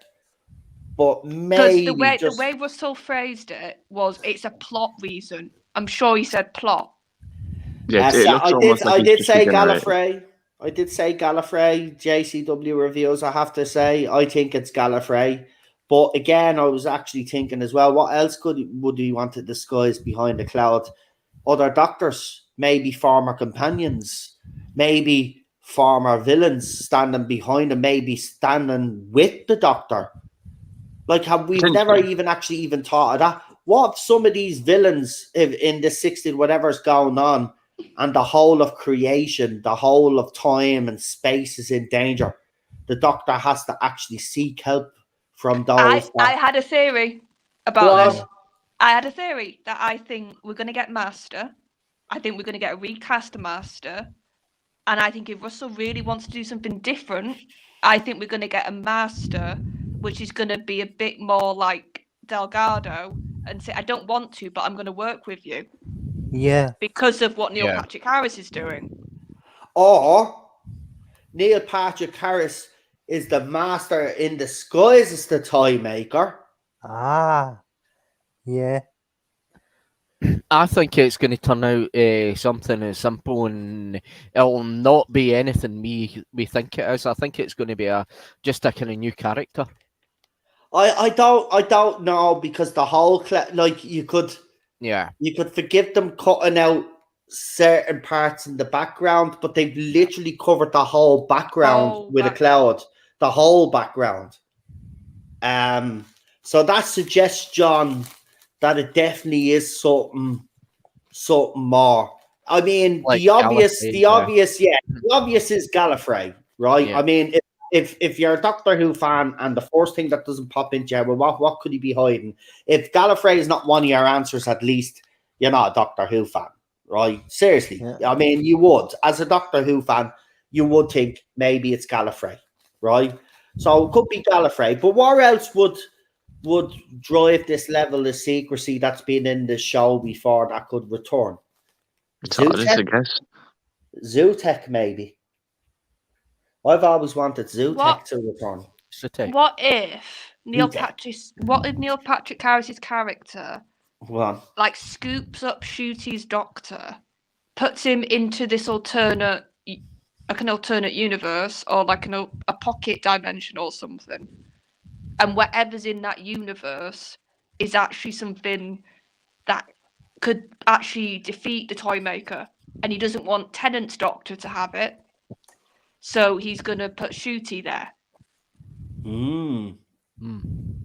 as a way to like get it away from Tennant. I don't know. Do you know what this feels like to me when I saw the Shooty scene? I don't know what it is. It was because of the line. It's the line he said, "What the hell is going on here?" or whatever he says. He's obviously confused, isn't he? It Yeah, kind very of, confused. but I don't know what it is. But when I hear that line, the first thing that pops into my head all the time is the Five Doctors. Yeah, like when And they that got whole- scooped. Where they got Yeah. scooped, and they all end up on this. They all end up on, Yeah, obviously. I agree with you. As soon as I saw that scene, I was getting wherever Shooty is, he has no control where he is in that scene. Because if it's a normal doctor, he would have been like stood out with his TARDIS and been like, "Oh, this is planet blah blah blah." But he's saying, "What the hell is going on here?" So he's obviously got no control, and he doesn't have a clue where he is in that moment. So I think another force has got him there. So it could all be taking place in the Matrix. Yeah. Could be, or the Yeah. death zone as a Jay. That's what I was alluding to in the Five Doctors, the death zone where they're all. Yeah. It just seems that there was just something about that delivery of that line, and for some weird reason, every time he says that, the Five Doctors pops into my head. Now, I'm not saying Five Doctors are gonna return. I mean, if that did happen, that would be fucking epic on every single fucking level. But Yeah. it's just something about this whole thing that's happening, even with the teaser. It sounds like this is either a test or some sort of where he has to work with maybe other doctors to resolve this whatever's going on. But there's something mad anyway. There's definitely someone there with him because he's saying it is almost as if he's saying it to somebody. No, he is saying it to someone else. He's whoever's behind the camera, with the direction that he's looking in, whoever he's looking at, obviously when we see that full scene or whatever actually is behind him, that'll obviously pan out or pan over to whoever there is. But there's definitely something. It would mean he returns to Gallifrey, maybe set things right. Exactly. Because remember, Chips fucked everything up. The whole galaxy or the universe is destroyed. Gallifrey Is is destroyed according to Chibnall. So this would be a way of maybe the Doctor has to somehow go back through time and fix everything that happened. Therefore, then whatever he does, see, the interesting thing is that we still have that big sore thumb, which is the Jodie Whittaker era, the Chibnall era. What is he gonna do? What is he gonna do with that? I think you just didn't know what it. I don't think you can. I mean, I would love him to, and I think that's what he should really do, Daniel. But I don't think you can ignore the. I just don't think he can get away with it. I mean, we would be happy with it. We'd be happy if he never acknowledged it, right? But it would have to be. They'd have to do something with it. Whether it's just a throwaway line or something, they have to do something with it. If there's one thing I think they'll have to deal with is Gallifrey, because the timeless child, you can't ignore that. Like, you can completely just be like, yeah, I'm not going to talk about regeneration a lot. I'm not going to go into the origins again. That's like in a box. Like, you could put it in the Pocket Universe and use this anniversary special to do that. So then by the time you get the Shooties era, you've got basically a clean slate, right? Which I can understand. But the problem that this is what I'm getting at, though, I'm thinking now for like what we were saying about this like relaunch, which is what they're going to do with Disney and all the other things that are happening now. You can't introduce the Doctor to a new group of people without referring back to his home planet. Yeah, that's what I mean. Have you need Gallifrey. Yeah. If you don't have Gallifrey, it's not Doctor Who. Yeah, but because does anyone... if you're saying, hello, new audience, this is the Doctor from Gallifrey. Also, he's not really, but you know. Yeah. but It'd be that's what too I mean. confusing It's for them. just it's such an important part of like a cornerstone of the Doctor. Yeah. Whether think we if there's- like it or not, he's gonna have to. Like there's I one said, thing, I it'll said have that to he be won't that. explicitly. He won't explicitly Rebecca. erase it, or he won't. He won't basically remove it from. He's not going to do any. That's not his responsibility. Yeah. But if he could find a way that he can just put this to the side, but then explain how. I don't know. See, this is the Well, thing. This is no, what I don't there's want him an to get easy bogged down in. no. There's an easy Gallifrey's an easy fix. All we've got is the Master's word that he destroyed Gallifrey. All we've got is And we still that got the one fob watch. scene. Yeah, but I think what's our evidence for Gallifrey being destroyed? The Master and Jodie looking like she came out and she was on the ruins. And Gallifrey in the Moffat era got put into a pocket.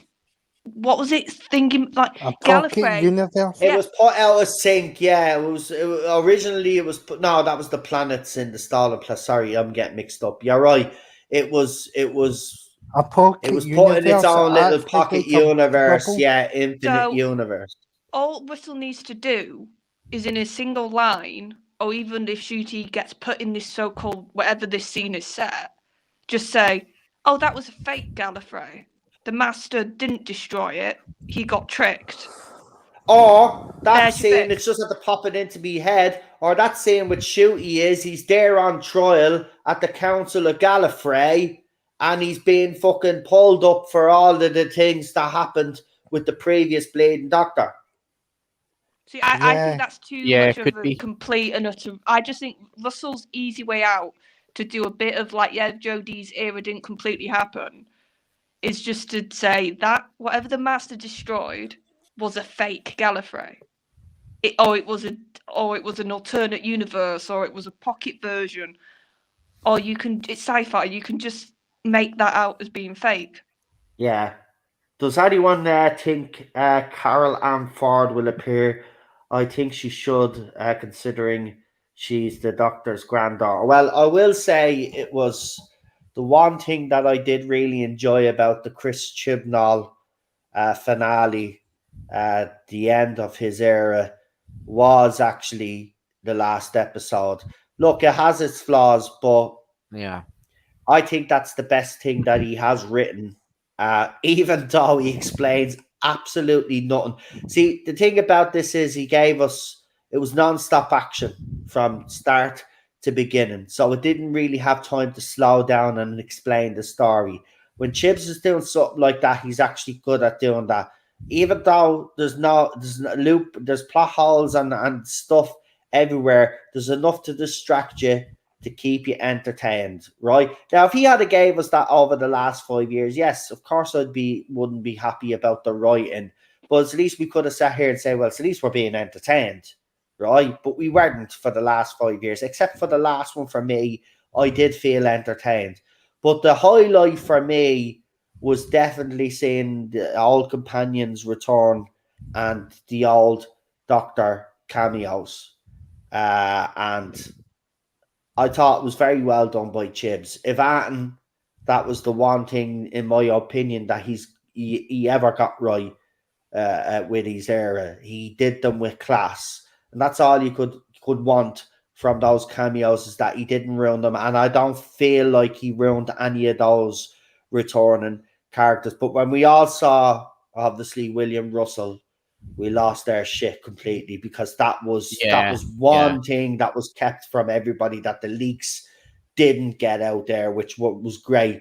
So when everybody saw that, the genuine reaction of fans was just brilliant. Carol Ann Ford, for me, I don't particularly like her as an actress. I've made this clear. Yeah. She also appeared in the Five Doctors, didn't she? Yes, she did yeah. come back. And she wasn't great there. Didn't she also make it? I'm not sure, because I didn't watch the Sarah Jane Adventures, but I think Daniel will be able to tell us. But did she make an appearance there? She didn't make an appearance, but her name her name is mentioned a couple of times, but she didn't make an appearance in the show. The only appearance she's made since actually the Five Doctors Yeah, that would be has last time. So look, for me, has been an oddity. yeah, it was the audios. That's right, big finish. Look, I mean, a lot of fans. Look, if you bring Caroline Ford back, right, and you're bringing her back as the Doctor's grandfather, there's two things you can do. You can either reinforce the original belief that the Doctor's from Gallifrey, and obviously had a family, which therefore that family had kids, which therefore would mean he'd have grandkids. Or you could bring her back and say, well, she actually wasn't the Doctor's granddaughter all along. She Yeah, was Russell wouldn't do that. she's That a would be spy terrible. for this. She's a spy for this, whatever the shadow feckin', whatever the council feckin' that Chibnall came up with. Oh, the that division. The division, Yeah. sorry, yeah, the division, shadow Or- division, whatever you want to fucking call them, Or division. Susan was actually the timeless child. Or just leave it she's in the that. timeless feckin' child, which would And an earthly child, time. Which would actually, Yeah. yeah, but then she wouldn't be the Doctor's granddaughter anymore. And would Ah, Yeah, people be that kind but of but ruin it. would people be okay with that though? That's the but- thing. No, if you okay. again, that'd be more canon breaking. If you're going to go around saying Yeah, this, oh, but he's not. it's still yeah. but It'd be it's the breaking canon, so I wouldn't be happy with that myself. Nah. Look, this timeless child stuff is. We'll see what RTD does with it. I do believe though, and I have said this. I don't think it is his responsibility to clear up Chibnall's mess. But if he has found, as Charlotte says, if there is a simple solution to this where you're not going to get bogged down on explaining it, then I'm all for it. But if he does have to get bogged down and explain it, okay, fair enough. Do it for the 60th. Fair enough. Right, with David Tennant there, Catherine Tate there, maybe it's all connected to her somehow. Maybe Catherine Tate, the Dr. Donna, maybe she is the timeless child. Has anybody ever even considered that maybe Donna is the timeless child? I Well, don't know it's a how, possibility. I don't know how that would get out though. You would have to explain. Yeah, well, that obviously theory. he'd explain it, but that I mean, I could be okay with Donna being the timeless child and could secretly regenerate after all this time. I'd be actually happy Yeah. with that. The Dr. Yeah. Donna. Remember, the Ood called her the Dr. Donna. It wasn't the Dr. and Donna. It was the Dr. Donna. That was always misinterpreted by a lot of the fans out there, but it is the Dr. Donna. So yeah, just Yeah. obviously the teaser trailers, like we said, we've not seen the proper trailer yet. Just from Mhm. the teaser, I'm just getting Russell's just gonna give us a old-fashioned fun adventure. I don't think he's gonna want to be bogged down. No, honestly. I kind of agree with you with the trailer because we're seeing explosions. It looks We see- very action heavy. It looks very sort of go go go. Yeah, and we haven't had that in a while, and with a good story driving it as Yeah, well, it's good gonna be. characters we know. Good characters I can't yeah, wait I till think we that's review. Russell's idea. I don't think he's I gonna just be cannot bogged wait. down. Do you know what? I just cannot wait until we all review that very first special. I really can't. If I am disappointed though, I mean, see, I don't want to see. This is the thing now. We're all hyping the ones that are really excited. We're all hyping ourselves up so much now that it's just going to become ridiculous. And then by the time the episode comes along, we're going to watch it and we're going to be disappointed because we had these really, really, really, really, really, really high expectations. But we have to kind of bring As long as it's ourselves. good, as long as it's just good fun Doctor Who. Honestly, that's my bar right now. Yeah. If we can get a good, fun story and lots of action, aliens and stuff going on, and twists and turns, And a bit of like heartfelt stuff. and a bit of the heartfelt because you need that, then I'm on board. And look, RTD has delivered all of that in the past. So I don't think he's going to let us down. But Carol Ann Ford, look, maybe Carol Ann Ford is the one that's standing behind Shooty. She could be another possibility. Listen, there's loads of names we could throw out. But I will say this. I think her appearance on the show now is way overdue. And as much as I didn't even like her when she was in An Unearthly Child, right? So it's not something I just like. She's good in some episodes. It's just I just remember her for the screaming and being a big baby, right? Obviously, she's a lot more mature now, and she'd be different to the young Susan. So I'd be willing to see what an older Susan is like with her experiences staying on the planet Earth that she did and doing her thing, right? And let's see. Yes, I would love to see her return. But look, I seen a video out there by YouTubers Christopher Eccleston line to us about the 60th anniversary. Again, as I said, money talks. I wouldn't be surprised if he's in it. I'm telling you now, I wouldn't be surprised if all of these New Who doctors that were in New Who, including Peter Capaldi, whether he actually comes for a full cameo itself or to use an old clip of him. But all of these doctors are going to feature in the 60th anniversary, including Jodie Whittaker, whose name has been actually on the cast list, by the way, for those specials. Her name is still on it. So there's obviously going to be either. I don't think she's actually in She's the not, episode. I'll be very itself, surprised if she filmed anything. but I reckon it's audio or something, or it's her on screen talking, or a memory or something like that, right? So like so it could be to that be similar to how Tom Baker had to that scene in the Five Doctors and to kind of say that he was in that episode and he wasn't actually. Basically, Daniel, yeah. do you know what I think's the better comparison? Matt Smith. I know. Think about the 50th. We technically got all the doctors. Yeah. In the 50th. How did they do that? By tricking a load of old clips.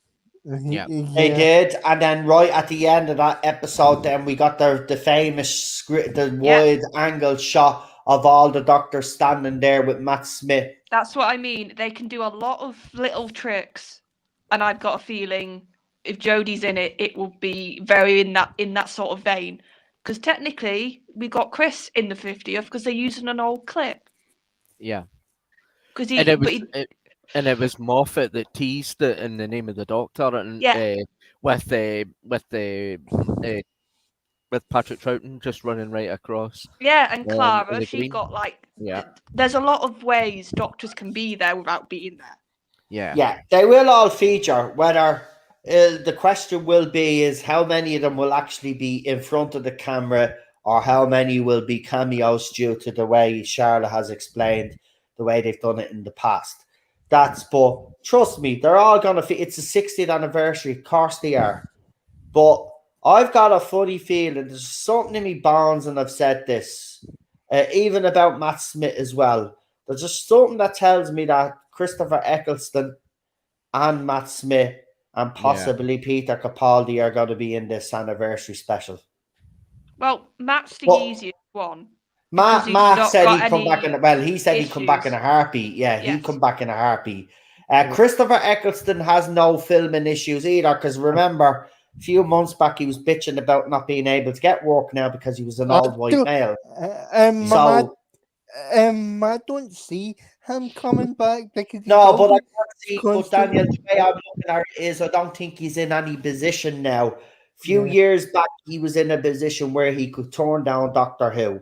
Because remember, when he turned down the 50th, Christopher Eccleston was working on 2 different major shows at the time, and he was still getting roles. Now the roles, he's openly admitted that he's not getting roles anymore. He cannot afford to turn down Doctor. He'd be very foolish if RTD came to him, no matter what happened, if they weren't able to put that aside for him to say, listen, I've got a role in this 60th anniversary for you that I think you will be very happy with, because, You worked for me in season 1. And you like the writing generally. I have a great script here. You've got a lot of involvement in it, and we want you to be part of it. He would be a very foolish man if he let his pride and ego get in the way of that when he's not getting any TV acting roles. Yes, he's doing Big Finish, but is Big Finish going to pay him? Yes, he's doing the conventions, but is the conventions going to give him all the cash that he needs to keep his family going? No. He's going to have to do some TV work, and the TV work is not coming to him. So if RTD goes to him cap in hand and says, listen, I want you to be in this, I don't think Christopher Eccleston is in any position to turn around and say to RTD, well, he can go and shove it this time. Yeah. I would if I was Christopher Eccleston, I'd be grabbing the script off his hands and I'd be thanking him and I'd get down on my hands and knees and I'd kiss his fucking boots. Yeah. Right? He work. He has no... All we'd have to do is also get like a PR person to be like, can you just shadow him? And like, if he ever does an interview, sit next to him. Yeah. And just make sure he doesn't come out with any rubbish. Ramble about Salford in the 30s or something. If Eccleston's only motivation is to come back for the show is money, it's a bit... Well, he's only doing the Big Finish because it pays money. He's only gone to the conventions. He's openly admitted that Matt Smith and other doctors told him the amount of exposure and the amount of money that could be made at conventions. That's the only reason why he's doing it.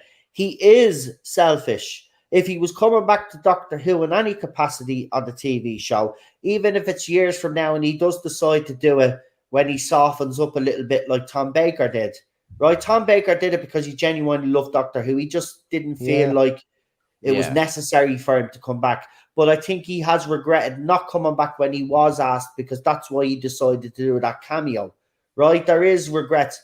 Because I think even in the speech he talks about regrets, doesn't he? When he was talking to Matt, there's regrets, there's a few or something like that. Yeah, I think there's a line. Right? So there will be regret there. And there will be regret on Eccleston's part as well.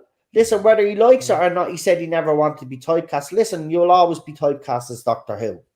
You were the Doctor. Now, whether you like that as a badge of honor or not, that's besides the point. To be fair, I think that was just the well, like he goes to conventions and he talks and he starts giving all of this, but you're there, you're taking the money. So take that extra step. Yes, we think you're a dickhead. Yes, we think you're this, that, and the other. But you are the Doctor. You are the first Doctor in the New Who era. You are very important to a lot of people. So put your ego aside, or solve your issues out and have it out with these people once and for all. Get it all out in the open instead of sweeping under the fucking carpet and keeping it festering in your fucking head, right? And get back onto this fucking show that we all want to fucking see you back on. Yep. Right? But if he does come back on it, JWC reviews, to let you know, honestly, if he's doing it now, his only motivation is money. He's not doing it for the love of the show. He's not. And anybody that tries to tell me different, I'm sorry, I don't believe this. He's not doing it for the show because he would have done it a long time ago. He would have done Big Finish a long time ago. Fair enough, you have arguments with BBC and the people that were behind BBC, right? But those people don't work for Big Finish. So he had no excuse not to do Big Finish for years and years and years and years. He only decided to do it because it pays. And because he's no money, lockdown. Yeah, and he's no income coming in because, as he has admitted himself, he's the old cis white male, and the job offers are just not coming in anymore, right? So he can't afford. It confused me because he said when he was doing Big Finish that he did quite enjoy getting back into the role again. So it seems like he hasn't got an issue with playing it. He just, I don't know. He's got some ailment that is clearly bothering him. He's got an issue with a couple. It all started back in his era. The first block of filming went great, and there was no issue. It was the second and third block of filming, and there was it was either a certain producer or a certain director that he had a clash with. Yeah. Right? Now, Moffat even brought it up as well, because I think the fella that actually directs the 50th anniversary is the fella that Eccleston actually has the problem with. and Yeah. that's why he wouldn't come back to the 50th. Now, Moffat maintains that he was 89% on board, and then obviously the director then was named for the episode, and then he was out. So apparently he had an issue with that fella back in the day. Also, you have to think of his mindset, and I will pick up for him here. He was going through his marriage was falling apart at this stage. He was going. He had a couple of eating disorders, and Yeah, he there was was stuff going through. on with his dad Yeah, as and well. there was stuff going on with his dad. On top of that, then his co-star Billy Piper's marriage was also collapsing, and she was dealing with her issues as well. So that environment, that's how those two became very close, because the two of them basically fed off each other, because both of them were horrible experiences, and they found a friendship there. That's how she got on with, and she does, by the way, she got on with Eccleston brilliantly and famously, no different with the way she treated David Tennant. She seemed to get on with both men very well, but especially actually, Christopher Eccleston, because both of them. No, Clark said that, didn't he? Did he? Yeah. He was his kind of character. Yeah, it was his Oh, favorite. Working with Christopher Eccleston was his favorite. Yeah. I think that was Noel's way of saying that he didn't really like working with David, but preferred Eccleston, which was interesting. But look, I'd love to see him back. I think it's long overdue. Yeah. My only fear is we think 3 episodes. I know they're 60 minutes. I'm getting a sense, and I've had this sense for a while, but it's just getting more and more now. The more we're starting to see stuff, that this is such a big story. Whatever Russell's writing, it is massive. And I just want, as much as I'd love to have lots of doctors, if that's going to make the story suffer, I would rather have less doctors. Even if it's the 60th, I would, even if it's just 2 or 3 with like companions as well from the past, I would rather have that than just Russell trying to push as much like doctors as he could. But we were saying that, Charlotte, but hold on, Charlotte. We were actually saying that when we thought that the special was going to be 1 episode, say an hour and a half time frame. We don't know the length of each special. Each special in itself could be an hour and a half. Oh, if they're that length, then he's going to have loads. So of you've time. got, even if they're not an hour and a half, even if they're an hour, right? That's 3 hours of Doctor Who over the span of 3 weeks in November. And then Christmas Day, then you get Shooty special, Christmas special. So that's the plan. Christmas 2023 then will be Shooty's first episode. He'll start off with Christmas special. And then, of course, at the end of that, then RTD will tease us then with a coming soon trailer, as he always has done. And then we'll have something to discuss over the Christmas and the New Year. He knows what he's doing. But I do agree with you. If these episodes are only 40 minutes long or 45 like the regular episodes, you're right. There's a lot to cramp in there. But they're an hour each or say even an hour and a half each, like Sherlock was done, like Moffat did. Say he takes Moffat's approach and does it an hour and a half an episode. That's 4.5 hours to tell a story with all of those doctors and all of that stuff going on. If you can't tell that in 4.5 hours, then you shouldn't be in the job. I think we'd all agree on that anyway. If he's not capable of doing that, well, then RTD clearly then has lost his touch. 10 hours, you know what I mean? Because Chips couldn't do it. It's hard, right? So again, this is the fun part. We can speculate, and we don't know. As soon as we find out the length of these episodes, we'll get more excited. I think it did say they're about 60 minutes long. I was going to say, I think we have been. Well, then there you go. That's 3 hours. Then that's 3 hours of Doctor Who. If you cannot tell an adequate story that features all of that, just say he gives the fans everything that they said, right? Just say every fan theory that we come up with now, right, ends up happening, right? You could very easily do that in a 3-hour storyline. If you cannot do that in a 3-hour storyline, you're the wrong person to be moving forward with Doctor Who. But RTD does have a past with the show and his CV shows when he wrote Doctor Who, it was the golden era of New Who. It definitely was. Let's not lie.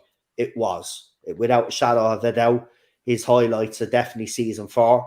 I think season 1 is pretty underrated because only one Christopher Eccleston season. But David Tennant's 4-season series 2 is as strong and as solid as you will get. Series 3 for me is underrated, seriously underrated. It's probably one of the best series there. If we hadn't got series 4, it would definitely be the best series there. But we do have series 4, and that is the best series. And then we got the specials. Yes, it's a bit of a mixed bag, but the highlights of that are obviously the Waters of Mars. And I will say, after recently watching The End of Time Part 1 and 2, only recently again during their Christmas watch-alongs, I have to say that episode has actually, the two-parter has gone up in my estimation, only slightly, but I did.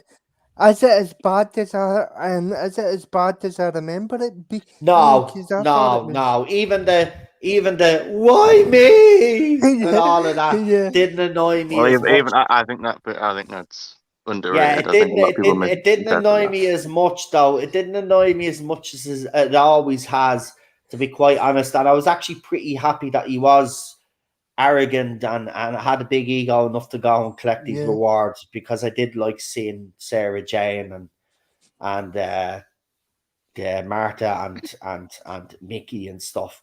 That was nice. That's just another quick thing. That's another reason why I would like to see Carolyn, because I think David would just be amazing acting next to her. Like that reverence we saw when he first did the Sarah Jane school reunion, and that scene when Sarah sees the TARDIS and the Doctor just looks at her, and you can just see that love and affection and longing in Tennant's face. I can't help but think he'd be like that, but even more if he got to act next to Carolyn. Of course he would. That's his childhood right there, Charlotte. Yeah. That's his childhood. And he would understand, right there. He would really push for this. It's the grandfather seeing the granddaughter again. And I just think that would be magical acting on his part. Well, let's look. This is what I love about this. And thank you, RTD, for giving us a teaser trailer that gave us more questions than answers, because that's exactly what a teaser trailer is supposed to do. Now, when you do throw out the main trailer, remember to keep with that whole mantra of keeping the fans guessing. Don't reveal too much in the trailer. Keep all of the surprises to yourself, because, some will try, leak them out there. But, try keep them. I mean, I know the TARDIS was kind of leaked, but kind of in a way, I could have got pissed off with it, but I kind of thought, what a great little Christmas present to see that the TARDIS console room is actually going to look like a TARDIS console room for a change. But can't wait. That scene sends tingles down my spine. Beautifully haunting music. Usually for New Who, Chris's career never improved after he left. Funny that. Yeah. Yes. Yeah. Well, it's been a mixed bag for him. I mean, he was on did an Irish drama coming home, didn't he? He was actually decent in that, and he did one for Sky Atlantic as well, which was pretty big, but that had different leads every season, a bit like True Detective does. There's a lot of shows that do that now. They'll start off with a lead. That'll be the lead only for one season, kill it off, and then introduce a new lead, your way of keeping the show. They're all doing a Doctor Who. He was in Marvel as well, wasn't he? I mean, a greatest Marvel film, but he was in it. It's a big role to get. So look, plenty, and I'm pretty sure. I'm pretty sure I've my money set on we'll get something else before the end of the year. I don't think. Yeah, I think we're done now until New Year. Yeah. Yeah. I don't know. Maybe possibly the Yeah, screwdriver. until the Some new fans year, have been. definitely. Or I've got a picture of will that he screwdriver. actually I need have to a? get it, This is find the it. thing. People are speculating. People are saying that Shooty will have a screwdriver, right? I'm just, Oh yeah, I'm he just, will. I'm just gonna tell you this. There's a Yeah. possibility that Shooty might actually have a screwdriver because the latest leaks are to be believed. The Doctor is actually going to be stuck on planet Earth for his first series. Shooty's Ooh, Doctor is Shooty, going to my be that'd stuck. be God, interesting if that happens. Earth Sort of Now- Peter's Fallen done series. playing Now, don't get I'm me not wrong. I kidding. know I said space and aliens and stuff like that, but if he's stuck on the planet and the space and aliens are coming to him, and if it's done properly, unlike the Whittaker era, then I'm down for it. But I would like to see some space at some time, RTD. I think Yeah. we're all I think what they'll do, though, I think they'll do it a bit like Series 1, because if you do it, because you think about it, there's a whole new audience, there's a whole Disney Plus thing, you're expanding it to a whole new audience, so you don't want to alienate them, and that's why they did it in Series 1 for So Chris. there's a A lot of the possibility. episodes are on there. There's a possibility that he mightn't even have a screwdriver because the first Doctor didn't have a screwdriver. In some ways, this new era of Doctor Who was going to reflect the old era, but kind of with a modern twist. Remember, I always told you that the Jodie Whittaker era was going to be bookended, and when Shooty was series of Doctor Who was going to start, it was basically going to be starting kind of from, well, not from scratch, like saying that Shooty's the first Doctor.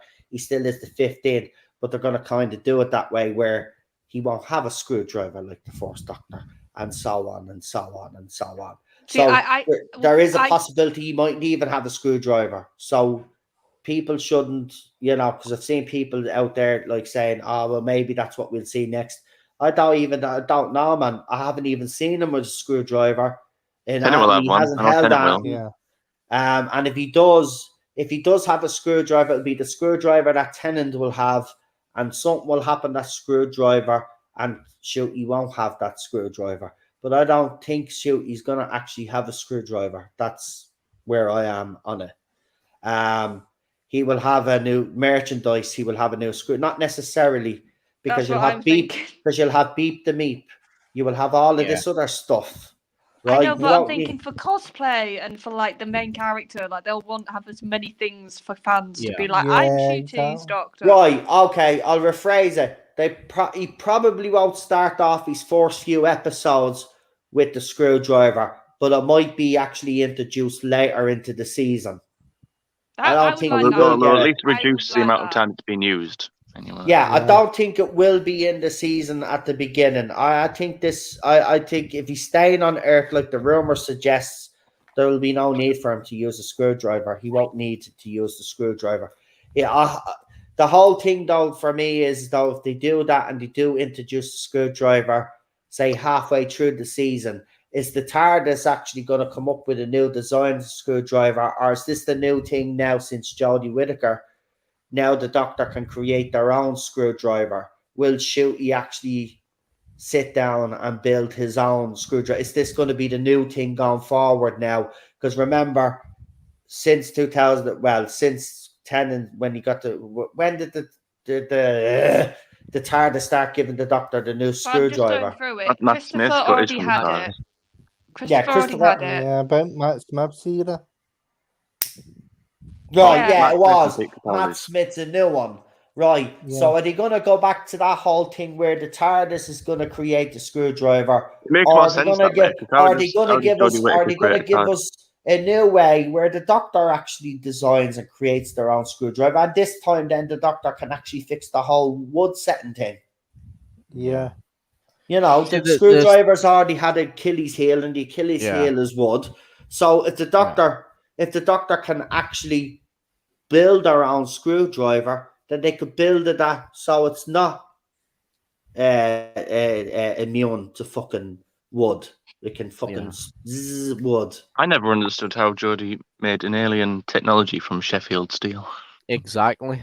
But my bigger thing was like, how was she mixing? Like, what was it? Thingy tech. Like, it wasn't even her own tech. It was she got it from the alien. And Earth stuff. I was like, in fairness, that whole screwdriver, the screwdriver itself is horrible.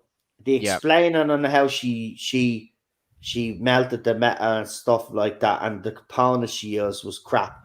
But I will say this: I actually don't mind the idea of the Doctor creating their own If it's done sonic right, yeah, I think it would be good. screwdriver. I think that would be another little element to add to the Doctor's character, and a positive one, in fairness. I think the whole, a new one with the TARDIS is lazy writing from Moffat, let's be honest, I Yeah. think. Because he To didn't be want fair, to I think they could have. explain I think with how Jodie they the missed new... it. What? I was going to say with Jodie, I think they had a bit of a missed opportunity there because she had quite a sort of engineer kind of construct. She had a sort of building thing, like she built her own They Sonic, tried for and then like in the one end, episode. she built Vinder's ship, so she's quite good at fixing things. So they could have made that kind of a thing. They But could have again, made her Doctor Law like that, like a mechanic kind of doctor. That would have probably went well with our doctor, but they don't think in those terms, But the scene was laughable, but I don't mind the idea Yeah. of the Doctor creating their own screwdriver because I do think that was lazy. See, Moffat was in a difficult position if you think about it, right? Because Tennant and Eccleston had the same screwdriver, right? Yeah. But as soon as he obviously cast Matt and he decided he was going to slightly rebuild the show, he needed to come up with a way to create a new sonic screwdriver. And instead of actually, because we do think Moffat is pretty smart in his writing, and it is the case most of the time, it's just sometimes he just lets his mind wander and does stuff that he shouldn't really be doing and brings us on this confusing journey. But he could have easily explained a new screwdriver, but he didn't. He used the lazy, like, a new one, when the screwdriver popped out of the TARDIS console. That was his way of getting around it. Now is RTD going to, because remember, Eccleston already had his, so it was easy. He didn't need to do that to introduce a new sonic. This is the thing. You have to introduce the new sonic screwdriver now. How is RTD going to address it this time? Because the last time he didn't need to. Well, all I'm thinking is, I think in the comic, in the Doctor Who magazine, the TARDIS is still Jodie's TARDIS on the inside as well. Like, it's not completely changed yet.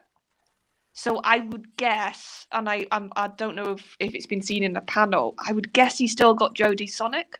Yeah, he does. He used it. He did use it, yeah. So what we're talking about, there's going to have to be something, because we know he has a different Sonic. We've seen it in the leaked filming. Yeah. That's a whole stream in itself about this sonic screwdriver, because it's going to be fascinating how he does it, because this is the first time now. Whether in the comic or on telly, he's going to have to do it at one point, because I think that is the point of the comic, is to bridge the gap. Yeah. Tennant's Doctor has basically got all of Jodie's kit still. He's got the TARDIS inside, outside. He's got her Sonic. It's got to be. I tell you, I just can't wait to see how he does this, because this is a fascinating. Because even Peter's screwdriver was just there because the TARDIS gave him a new screwdriver. Yeah, but it's got to be very interesting whether RTD just continues that Moffat trait, or he's going to come up with his own way now of how the Doctor created the screwdriver, which means then every Doctor, but this is the thing then, are we going to have every Doctor then have a scene where they're creating their own screwdriver kind of thing? That'll get a bit old and repetitive very fast as well. So we'll see. It could be the TARDIS, but we like to speculate and think that it's something else. But that is a stream in itself. What time is it now? We're coming up to 25 past 9. So I'll tell you what, we'll finish at 9:30, right? Yeah. I think that's a nice round time to stop at. The TARDIS is just regenerated when it produced a new Sonic from Matt. Does it create a new one each time it regenerates? Don't know exactly. But I suppose it did, because then Peter got a new screwdriver. It will be interesting to see how RTD addresses this. But so overall, folks, from what I can get from everybody on the panel tonight, is that everybody seems to be very happy with everything that's gone on so far this year. Yeah. And I think everybody's optimism is even those that were obviously a little bit still worried. I think that's gone out the window now as well, which is nice to see. And if it's true that there's some YouTubers out there that are slowly coming around, I think that's absolutely fantastic. I really do. I do believe RTD has an uphill struggle, but so far, the end of the year report for me, and then I'll ask the panel, but my end of the year report is basically this: job well done, RTD. Bit of a rough start, but you got yourself and your act together. And I just want to thank you for everything that you've thrown out there. You've clearly and definitely given us a lot to digest and to talk about for the next couple of months. So we really appreciate that. But for me, he gets a gold badge, he gets a gold star. I think he's done well since his rocky start. I think he's delivered. And the one thing I haven't actually mentioned is at the end of the trailers, that the teaser trailers are at and that they do now, when you see the new Doctor Who logo come up and the regeneration energy goes through it every time with that Oh, music. it's so nice. I just bleed and love it. I just bleed. It just iconic. gives me the It's nice. it just gives me the feels, man. I tell you, I'm over the moon. I did stick me neck out there for RTD. I took a lot of stick from it. Some people were so disappointed and angry with me that they actually went and bitched about me on Facebook and other platforms. I But remember that. It was funny as hell.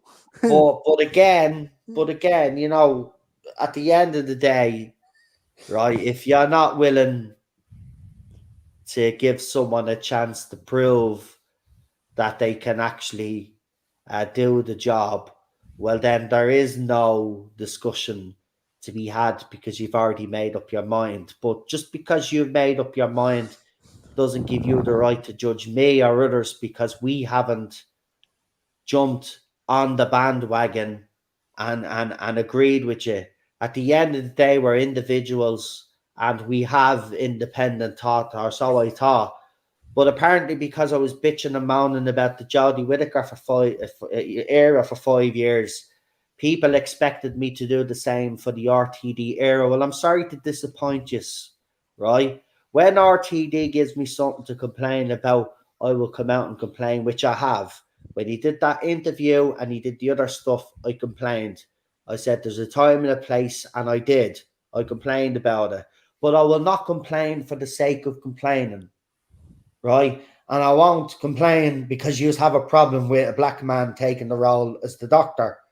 I've never had an issue with skin color. And the fact that I have backed Shooty and now you call me woke is actually laughable anyway, because like you don't know what the word means. But no, I'm not a racist piece of shit, basically. You know, I've never had an issue. Sure, everybody knows who my choice for the Doctor was originally. It was Richard Ayoade. He's always been my choice, and I'd like to see him at some stage, maybe later on down the line. Hopefully, he gets that call because I think he already looks like a doctor. He dresses like a doctor in real life. So, you know, and he's been in a few movies and he can act. And I'd love to see him now. People don't think he has this screen presence, and I could be wrong. You know, I'd I have to think he disagree. does. I think he absolutely But does. I've watched Sex Education. I've seen some of the work he's done. Some yeah, of the way he's so playing more serious characters. yeah, I think he could be a great doctor. So, you know, skin color has never been an issue, but obviously for that person that made the rant about me on Facebook, obviously you do have a problem with race. I don't, but I'm not woke just because you know you want me to hate on the black doctor. I don't hate on the black doctor. Okay, Shooty will be judged on his acting, no matter what his skin color is. And if he's acting as shit, I'll come out and say he's acting shit. If he's acting as brilliant, I'll come out and say he's acting as brilliant. If it's bad, good, average, whatever it is, I will say what it is. But I'm not going to prejudge like you and others out there. And if you want to continue to prejudge, that's fine. Go and find just a little nasty little corner of Facebook, Twitter, or YouTube, or wherever there is, and you can all circle jerk each other until you all have smiles on your faces. But as for the rest of us, we're going to give RTD a chance because that's what we said we were going to do from the very beginning. So if anybody has a problem with that, I have no problem saying I'm sorry to disappoint you. I hope you still stay with the channel and listen to what we have to say. And of course, if our RTD does step out of line, like we've already done, we will call him out for it. If the show is bad, we will call him out for it. But as we haven't seen anything, the only thing that we've seen are teaser trailers, and the majority of the fans out there are happy, including myself. I think it's safe to assume what we're getting is going to be better than the last 5 years. So how about you all take a chill pill, relax the cacks, right? Ring in the new year, 2023, and then when you are making these New Year's resolutions, why not make the resolution of stop judging things before you fucking see them. Stop being racist pieces of shits and bigots. And that goes for the Jody stands as well. Be better in 2023. Be better human beings and wait and see what happens. And if you are right, grand, you can all, as I said, you can all gather in a circle and circle jerk until the end of the universe. Right? I don't know why you want to be right when you claim to be fans of Doctor Who. Doctor Who fans want the show to be successful. It had its bad patch. Had a bad patch in the 80s, had a bad patch for the last 5 years. Since then, the show has proved that it can come back from a bad patch. It could do it again. Why would you want it to Don't fail? be jumping the gun before you see anything. Okay? And if you do have criticisms about Shooty's skin color, you are a racist. There's no other way around it. You are, right? Because RTD, unlike Chris Chibnall, doesn't do diversity hiring. If RTD cast Shooty, it wasn't because he saw his skin color. It's because when he saw his audition, it blew him away. Because RTD judges people by acting. Now, he did actually make comments about that gay people should play gay roles and all of that and blah, blah, blah.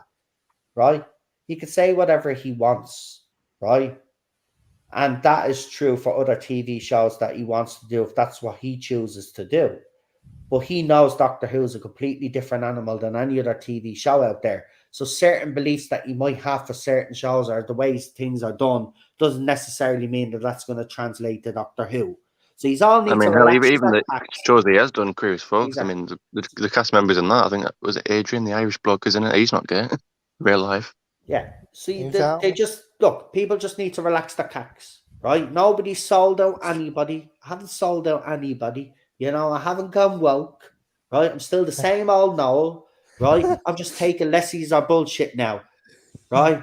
Because I can see when people actually have genuine, legitimate concerns and arguments, and I can tell the difference between people being damn right racists, right? As simple as that, right? If you're not willing to give Shooty a chance, right, then don't come back. Bye-bye. Bye-bye.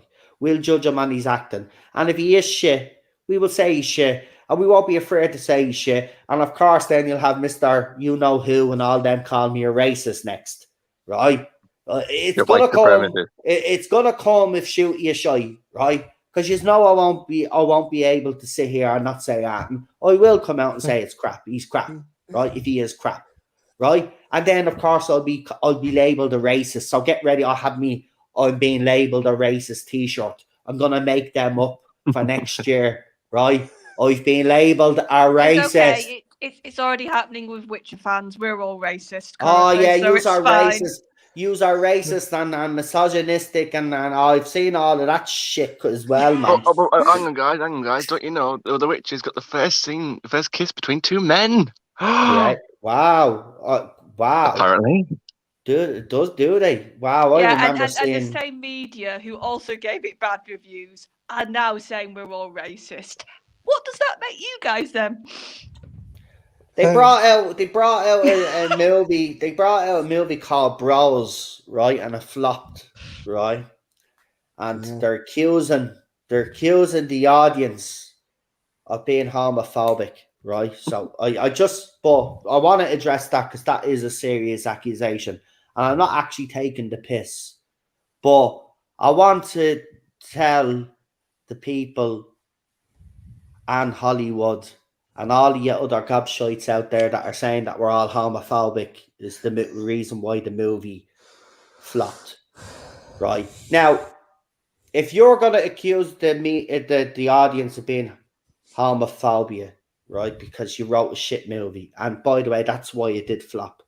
Because I'll harp you back, I'll bring you back a few years of a movie that was made years ago called Brokeback Mountain that won all sorts of awards, and audiences all over the world made a blockbuster. So you're telling me in the space of that movie to now, we've all become a bunch of homophobic, racist, whatever bigots you want to call us? No. See, the difference is Brokeback Mountain, right? Whether you watched it or not, right? The one thing that critics all over the board said, and the audiences and reviews that I've seen of it from ordinary people, is it was well acted, it was emotional, it was everything that you expect from the story that they were trying to tell, right? And then you get a movie like Bros, and then you look at the dialogue and the writing. The trailer was just cringe. The trailer was just insulting straight people for the entire and then thing. we saw the trailer. Yeah, well, the trailer put me right off. I was like, what gay couple in their right mind would go to the cinema to watch that trash when they got a masterpiece a few years back in Brokeback Mountain? Remember, Hollywood has done these type of movies before. Philadelphia with Tom Hanks as well, which is an iconic movie, which is, if you haven't seen it, you're going to need the fucking Kleenex man-sized tissues. Oh, sorry. It's not man-sized anymore. It's large, whatever word they've come up with. You can't say man-size anymore because, it's misogyny. Big. I think that's the only word left now. But Yoki bars. Aren't with man in it is being erased. Aren't with woman in it is being erased, right? Just look at what's happening, right?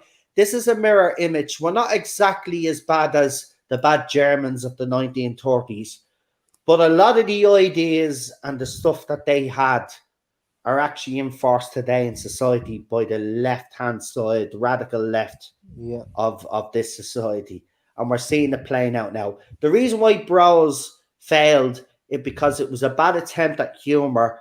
Number two, not only was it cringe, right, but there's no same-sex couple in their right mind or heterosexual couples that are going to go and watch that movie, right? Because even the trailer showed how bad the dialogue was in it. It was cringe. It was just them insulting straight people for the entire thing. Yeah. So if you think that's gonna get straight audiences on board, by the way, they go into the cinema and they're sitting there, and for the next hour and a half they're being insulted because they're straight, because apparently, being straight is bad now. Like, there was a character dancing, and the character's like, "Oh, this is only funny when it makes straight people uncomfortable." I was like, why would you put that in the trailer? Like, what kind of line of dialogue is that?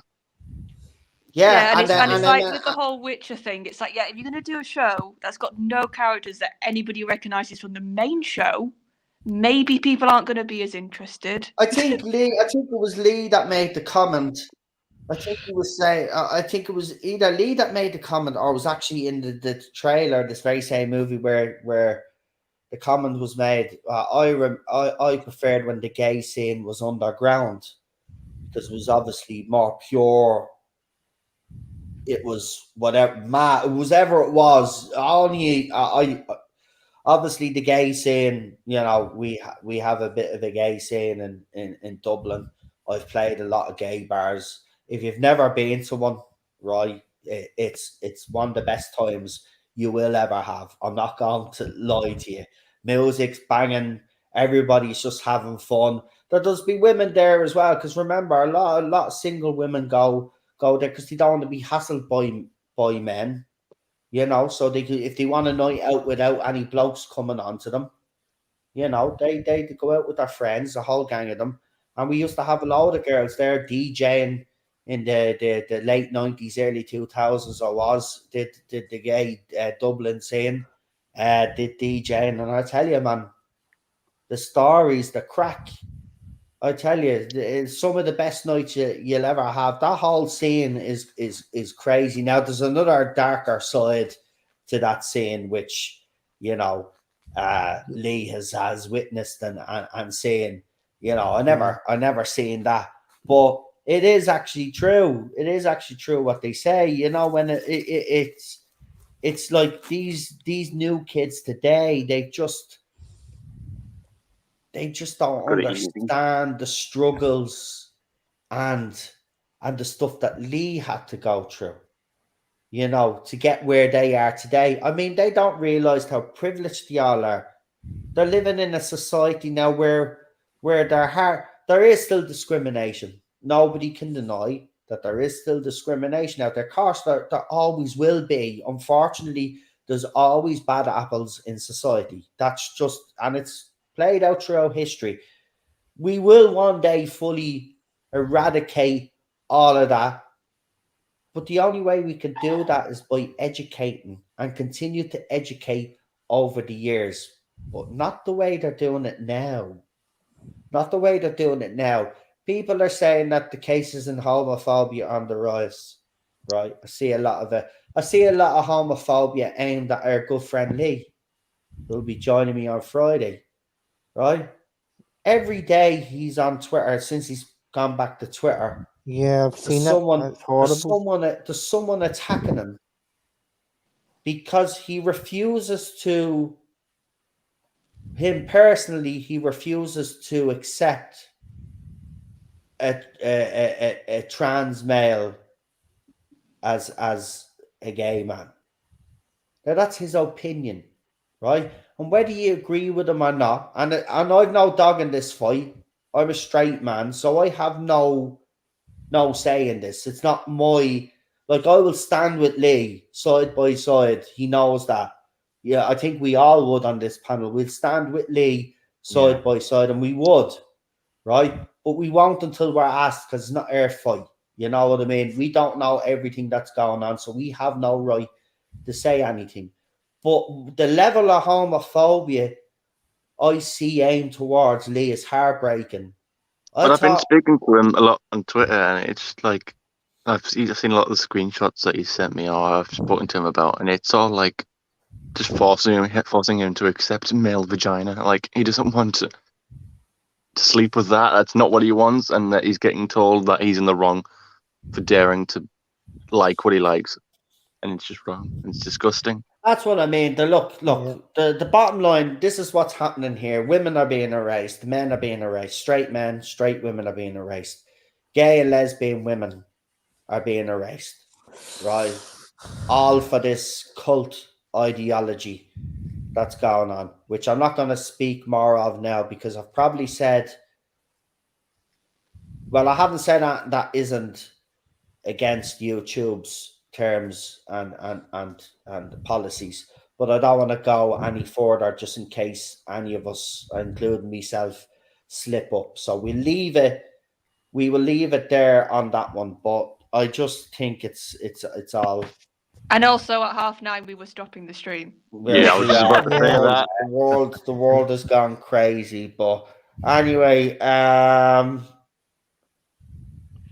apparently, well, someone earlier on, Nicholas, said that they seem to be coming around to the idea of RTD. I mean, look, I love Gary. Gary's done a lot for this channel, and I'll always give him credit and stuff, because he has been great. I don't always have to agree with him, and he knows that. He actually knows that we have different opinions on it.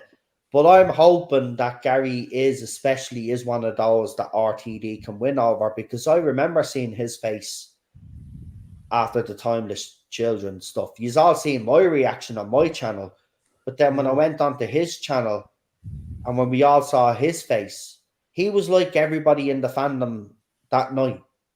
He was shell-shocked. He was gutted. You could tell, even in his eye, he was upset. This isn't just... See, this is what the other side and these newer fans will never understand. They jump on all these shows, but don't understand the history and the emotional attachment that we have to these franchises. See, that's why it's that easy for them to come in and suggest that everything change. And they don't understand their reaction because they've never been through that. They will never get attached to something the way we do. Never, ever. They'll move on. Most of them are. I've noticed that there's certain accounts that were out there during the Whittaker era that are never around now, right? Obviously, some of the mainstays have decided to hang on, but other accounts out there, they've all disappeared. Yeah. Jody is now gone. They've moved on to whatever next TV show now they feel needs to be changed, and they'll put pressure on their show. They'll start acting like locusts and infest that fucking TV show or that franchise. They done their damage with Doctor Who, so they move on. That's what they do. A couple of them are staying because the next Doctor after David Tennant is black, so they want to smash us across. We are the racist propaganda now over the next few years as Shooty is the Doctor. That's why they're hanging around. They can't wait to get their racist banners out and call everybody racist. Like, that's what they're waiting on. As soon as someone criticizes anything with Shooty in it, they're going to call them racists. So they're waiting for that. So few of them have stayed because, you know, they support BLM. So they say they support BLM. So they have to be seen to support the Black Doctor now. Remember, that's how these people think and how they work. We don't think and work like that. We support the show because we love Doctor Who. And yes, it was bad over the last 5 years. We did have a crap Doctor. We did have a shit showrunner. But everybody on this panel, well, except for Daniel, and I don't blame Daniel because Daniel was getting fucking hammered left, right, and centre. Yeah. But I think the rest of us. And I also bullied him to not watch it. Yeah, it was getting to the stage where we actually all encouraged them not to watch because it was getting too upsetting. So, Daniel, didn't I have multiple conversations with you? Yeah, she had about 15 of them.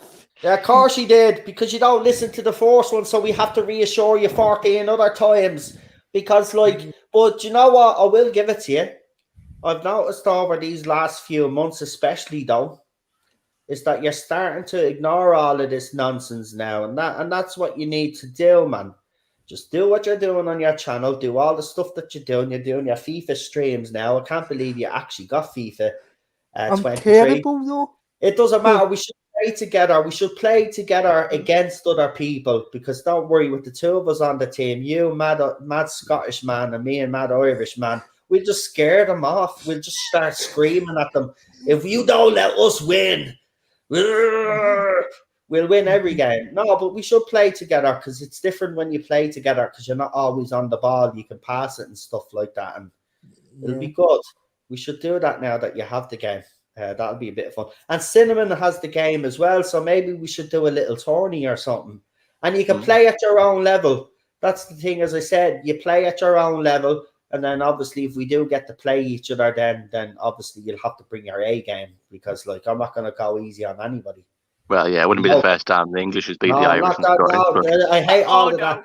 Do you know what? I hate that even when I play online, right? And I know that a player is better. You know when you play online against someone within the first 2 minutes on the clock, right? Because they start doing all of these mad little skills and these passes, right? Yeah. And I always shout down the mic and say, listen, right?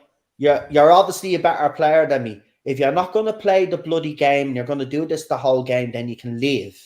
All right? I don't care if you score 10 goals against me. I'm still going to play, and I'm not going to leave the game. What'll happen? They'll score fucking 15 goals on me, and I'm still fucking there. And you can tell that the fella is getting frustrated near the end because he keeps pressing the pause button, right? So the time. Yeah, I like to do that. Right? So I'm like, well, fuck you. You're winning 15 and you're still not happy because I won't leave. I told you, I'm not going to leave. I'm not one of those players, right? I'm not a rage quitter, right? I don't rage quit if someone's better than me at the game. But I hate that. I just say to people, bring your A game. I don't care how good you are. If you beat me, you beat me. If I beat you, I beat you. Simple as that. So if we play this right, bring your A game, Daniel. Cinnamon, you bring your A game. We get a little tourney going. When you get used to the game, because you've only been playing it for a couple of days, so we'll wait until after the new year, right? Until you get used to the game. Because I will tell you this, right? Yeah. I've seen you play. You're actually playing well. Yeah. The problem is that EA, right? When you get that game first, and Cinnamon will agree with me here. When you play that game first, it doesn't matter. You could score more, you could try score more. The idea of this FIFA is to try score more goals, right? I know that's the same with every FIFA, but what I mean is this one is particularly true because you get a goal, they'll go up your end, they'll get a goal. You get a Yeah, it's goal, like they get a basketball. goal. It's back and forth, back and forth, back and forth, back and forth. But the best formation for you would be 4-4-3 attack. You asked me the other day. Here it is: 4-4-3 attack. Leave your tactics the way they are, but go down to where you have a balanced and change one of the balance to possession football because you like to keep the football. That's the only change you need to do. Yeah. Those changes you need to do. You need to bring in, you've got Jesus, so you need to bring in 2 fast wingers. So next season, look at bringing in 2 wingers with a bit of pace on the right and the left. Do the same with your wing backs and you're sorted. Trust me. You need pace in your team. Cinnamon will tell you that's the key to beating EA at their own game. Buy all the players with fast pace, even if they're young players, and build them up in your team. And trust me, you'll get wins. I can play on legendary mode, so that just goes to show you. But I'm not doing well with Grimsby Town at the moment. So I'm on professional, so yeah, that's usually my level. Beat me. But here's one for you. So I started off with Grimsby Town, and I used the 200 million budget, right? I brought in Jesus, Gavi. I brought in 2 brand new teams, right? The second team was all young players. The first team was obviously the first team that was going to be playing with the most, and blah blah blah. And I know Charlotte is getting bored of the football. Don't we wrap it up? But got them into got from League 2 to League 1, right? So I won League 2, won the trophy. Won League 1, won the trophy. Obviously got into the championship, won the championship. I got into the Premier League. I've already lost 7 games this season. And I'm sitting in 14th place. And apparently I have to get into the top 4. Now, listen to this. Here's the funny thing about this game. This is why EA are a bunch of bastards. I won the Champions League in the championship because I'd won the European. I'd actually won the FA Cup in my 4 seasons, so I got into Europe and I won the Conference League. I won the UEFA Cup, right? I won the Champions League, so I'm the Champions League winner now in the fucking Premier League. I'm 14th and I'm at the top of my Champions League group. EA, you're not making sense. You bunch of bastards. Fix the game. Actually, it's the last game, so there's no point. Anyway, we will leave it there. Well, yeah, that's what happens when you give Grimsby Town 200 million. Well, the reason why I did is because apparently they're the worst team in FIFA. So I just basically made them the best team in FIFA. Won every European trophy there is available. Won every league fucking title. But I'm 14 in the league, gone from my first Premier League. It makes no fucking sense. And I've won Champions League. Nice for Grimsby. They're only about, an hour and a half away from me. Yeah. And I've beaten Barcelona, Liverpool, Manchester United, Arsenal, Manchester City, Bayern Munich, fucking PSG. I've beaten them fucking all, including Celtic, but I beat Rangers 7-0, so that was great. Yes, come on. Anyway, you know what? I haven't been on in 2 or 3 days. We came on Christmas and I haven't been on because I said I was taking a couple of days off. I should never have done that. I'm after getting everything off my chest now. So I'll be a lot calmer when I come back on the next time, which is actually Friday. Karma, you've got Lee and Bolstrack on tomorrow. Oh, man. Also, Cultivated Media. Need to get used to that. Yes. Yes, yes, the Tardis Zone. Yeah. The Friday night contact. I'm getting mixed up with the streams now. Yeah, the Tardis. No. Friday night. Sorry. Friday night contact is tomorrow. Obviously, it's a Friday because Friday night contact's in the title. But it's not. What time do we start at? 8, 9, 9, 9 o'clock 9, usually. Nine. I know this. 9 It's your o'clock. stream. Yeah. No, No, it's we your actually stream better start- than you do. We do a late one on a Friday, and we have, as Charlotte said, which is actually wrecking all of our heads now with this cultivated media, aka Ballstrick. It's getting very confusing, but he has changed the name. So cultivated media, aka Ballstrick, is joining us, and of course our second host is the Queen himself. Problem being. And they've already put some loads of stuff in the chat. So we've got plenty to rant about this week. So tune in, because there's going to be plenty of rants from the two lads, because they obviously put the stuff up. I've been looking at stuff. There's some stuff, but we'll let the lads get their stuff out of the way this week. But they have stuff to actually have a bit of a rant about. So come and join us, which includes one of Charlotte's favorite shows and game franchises. So The Witcher's Origin, or Blood Orange, or whatever it's fucking called. I haven't seen it. Yeah, so apparently it's a total train wreck. Apparently. Now, I haven't seen it, so I can't judge. Charlotte, I'm going to brave it at the weekend. I'm going to brave it at the weekend. Oh, Charlotte hasn't seen it yet, but she is a fan. Do you know why? Because I got House of Dragon on DVD, so I've been watching that. For Christmas. Here's the thing. When Charlotte gives her opinion about it, I would listen to Charlotte because, she knows everything about the franchise. And, while people have been critical out there of it, Charlotte has defended it and given her reasons why she's defended it, and actually has come up with some compelling arguments. But of course, I didn't hate season 2 as much as everybody else. Yeah. So a lot of people, Arsenal for life. Great stream. Well, I'm going to tell you now, you're going to be crying in a few weeks' time when Manchester City are crawling right up behind you, and we follow suit, because as I told Cinnamon Toast Crunch, and Cinnamon will be witness to this. But I actually said that Manchester United are dark horses in this title race, and you shouldn't rule us out. And after the performance against Nottingham Forest, I think we're on our way. And we had a striker in January, or if we had another midfielder, like it suggests that we are, well, you're screwed, because their players are on form right now. Rashford is in the form of his life. Bruno is in the form of his life. Martinez is to come back. He's a fucking animal. Varane is in the form of his life. Luke Shaw, the form of his life. Wan-Bissaka has completely changed into a player that I didn't think he could be, but he's turning out to be great. Now, if we get Jadon Sancho back, because apparently, he's suffering with depression and whatever other stuff that's going on with him, because he's, modern day footballers on social media. And as you know, folks, social media is a fucking toxic place, even for multi-millionaire footballers. They do fucking suffer, like they are human beings. I think people forget that sometimes about footballers, but he's suffering, so he's away. Martial banged in a goal last night as well. If we add another striker to that and another midfielder, I'm sorry, man. I think Manchester United are dark horses, man.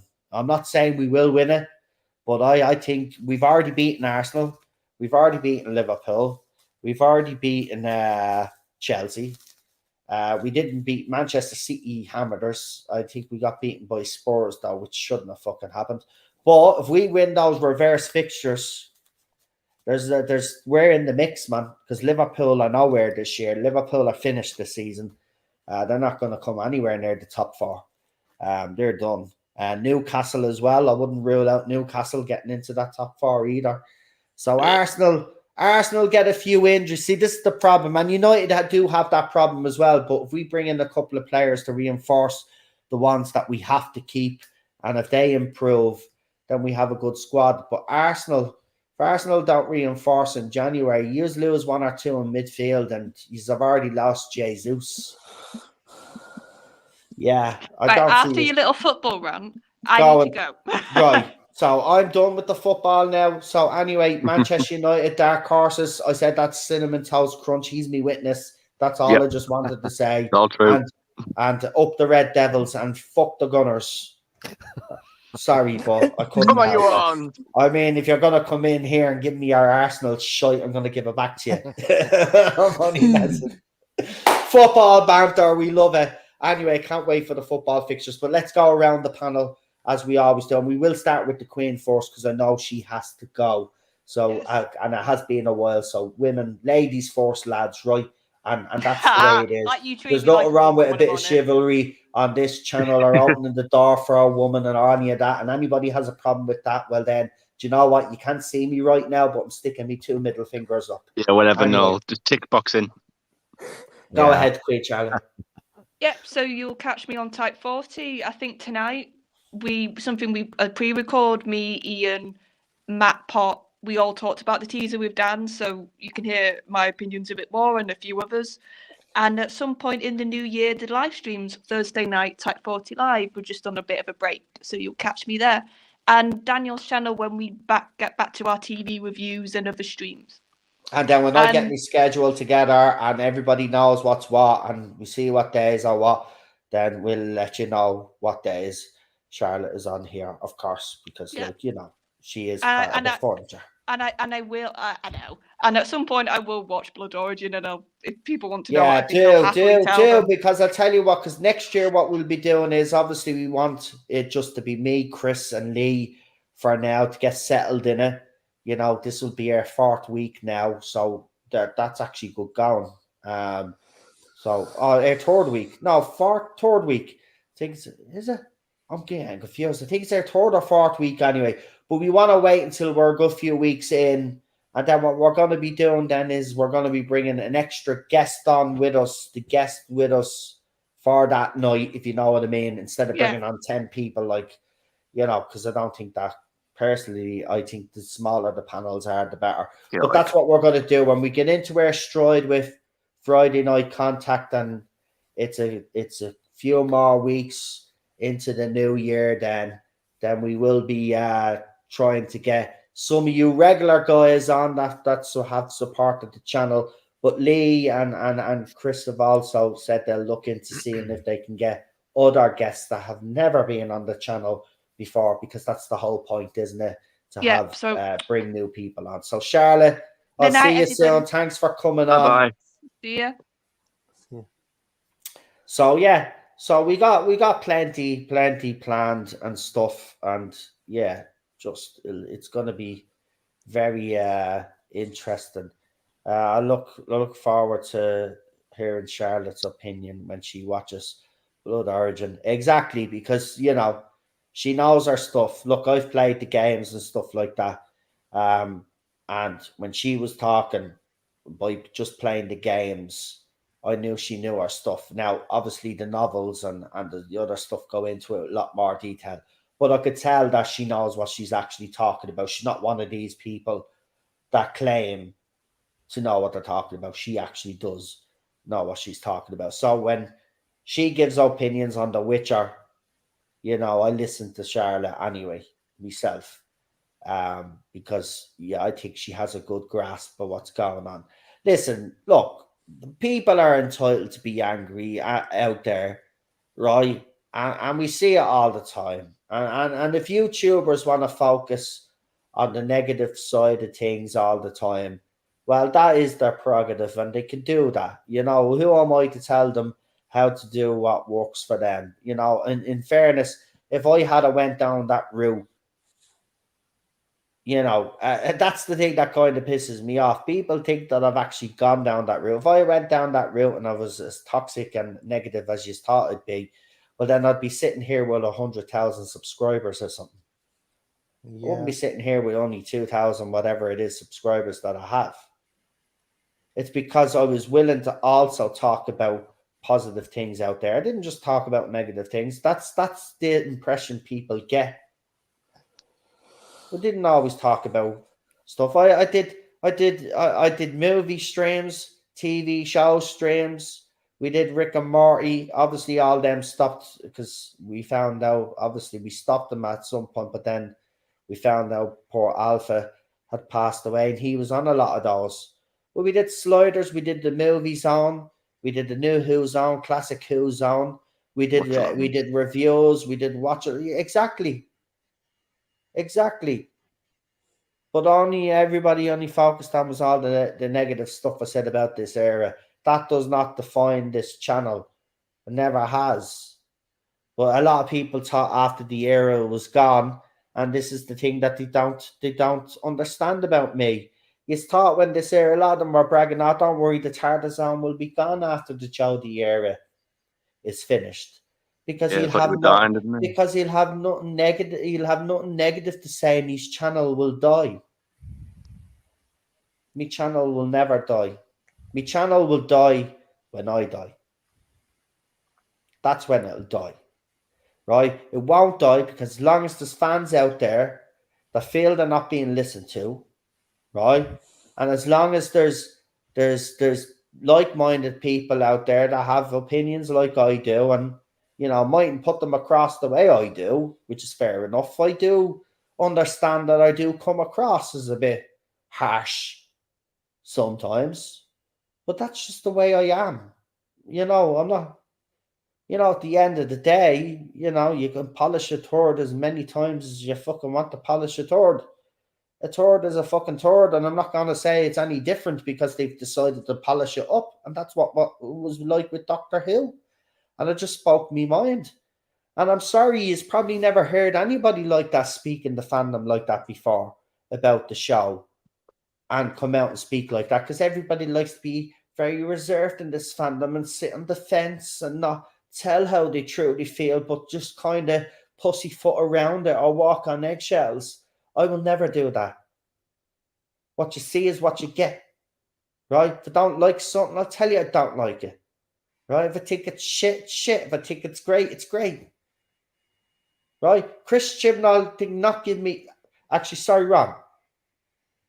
Before the last episode, in the 5 years previous to that, Chris Chibnall did not give me one single thing to be optimistic about. I did praise certain things that he did in each series, but overall, it was a shit show. Right? Obviously, the last special is different because he did give us those cameos, and I do think the episode itself, even though it's not the greatest story in the world, it did its job, and we got the nice little cameos, so it was decent, right? But I'm not going to sit there and lie. I will tell the truth. If it's good, it's good. If it's bad, it's bad, right? And I don't care how whether you like how I deliver me streams or not, or whether I should say, or if you don't like it, see, that's the problem I hated, and the attitude I hated in this fandom, where some of these YouTubers and Twitter accounts were saying, well, if you don't like it, don't say anything. What you mean? Basically, do what you do. So sit there and watch a show that you've loved and supported all your life be destroyed for the next 5 years, rather than speak up and actually defend the show that you've loved all your life. You just want to sit on the fence. Okay, you go and fucking do that, and I'll go and do what I do. And now these people are back now. They want to dictate to people. Well, not as long as I'm around. And yes, I am a small channel, but I punch above me weight, always have, and I will hold all of you little muppets to account. Yeah, we punch up, not punch down. Right. Oh no, sometimes it is necessary in certain cases, because there's certain little cockroaches that are below me that deserve to be fucking punched down to because of the damage that they do. But the majority, but you are right. You should never punch down, in fairness. And a lot of these have punched down towards me. See, they don't play by the rules. And I do play by the rules. But I won't be playing by the rules from this day forward. Because as I said, as these little fans and these people that they have facilitated, their power, they're gone. They've now turning on some of these people. And I'm just laughing. It's everything that they deserve. I don't have any sympathy for them. They deserve everything that comes to them. Yeah, if people want to abuse and attack them, fine. Now you'll see what I went through the last 5 years, and then you can come and tell me that I was a victim. That I was playing the victim, as you all accused me of. Then you'll see what it's like, right? When you're hammered 24/7 your wife is sent the vilest stuff and you're sent the vilest stuff and vile things are said about you and your wife and your friends. Yeah, we'll see how yous all stand up to that scrutiny. Because in 5 years, yes, I cracked a couple of times in 5 years, twice actually. I remember the 2 times I cracked in this fandom. But in 5 years, twice, considering what I went through, and even Chris last week even said to us, right, that he was a bigger channel, and you seen his channel, it is bigger than mine. But he even said by the end I was getting more crap and more abuse and more vile shit sent to me than he was getting. Right? So we'll see how you measure up to all of that, and we'll see how you come out the other side of all of that. Because I can tell you I'm in a better position than yous will be. Because yous won't not survive this. Right? And this is what yous guys sent my way. Now it's happening to yous. I'm not going to have any sympathy. You reap what you sow, and if you're going to go after them, then you better be sure that you're in it for the long haul. Because I can tell you, those people are not going to forget what you wrote up, and they're not going to let you forget either. So if you think by calling them back out again that somehow is going to stop them, it's not. It's just going to make things worse. But you know what? It's nice to see some of the people that stabbed me in the back and some of the people in this fandom that sent these little idiots to me are now being targeted by these people, because now you will understand. Now you will understand what I had to go through. And by the way, the level that you get off them now is not as ferocious as I got, because remember, obviously 3-4 years ago, they had more power. They had more people. Well, most of them have gone now. So you're not getting the full extent, but you'll get a little snippet of what it's like to be a fan in this fandom, right? Because you're all sat on the fence and try to navigate your way through this fandom. And then people like me that dare to speak up, you sent those people their way by retweeting their tweets and deliberately framing them away so you knew these people would come my way. And now you are getting it now. And that's what you get for sitting on the fence anyway. You should have spoke up for day one. You should have spoke up from day one and accepted, right? Well, not accepted what was happening, because nobody should accept what happens to them. But you should have stood shoulder to shoulder with me and other channels out there against these little muppets. But you didn't. You let them run riot for the last 5 years. 5 years. Wow.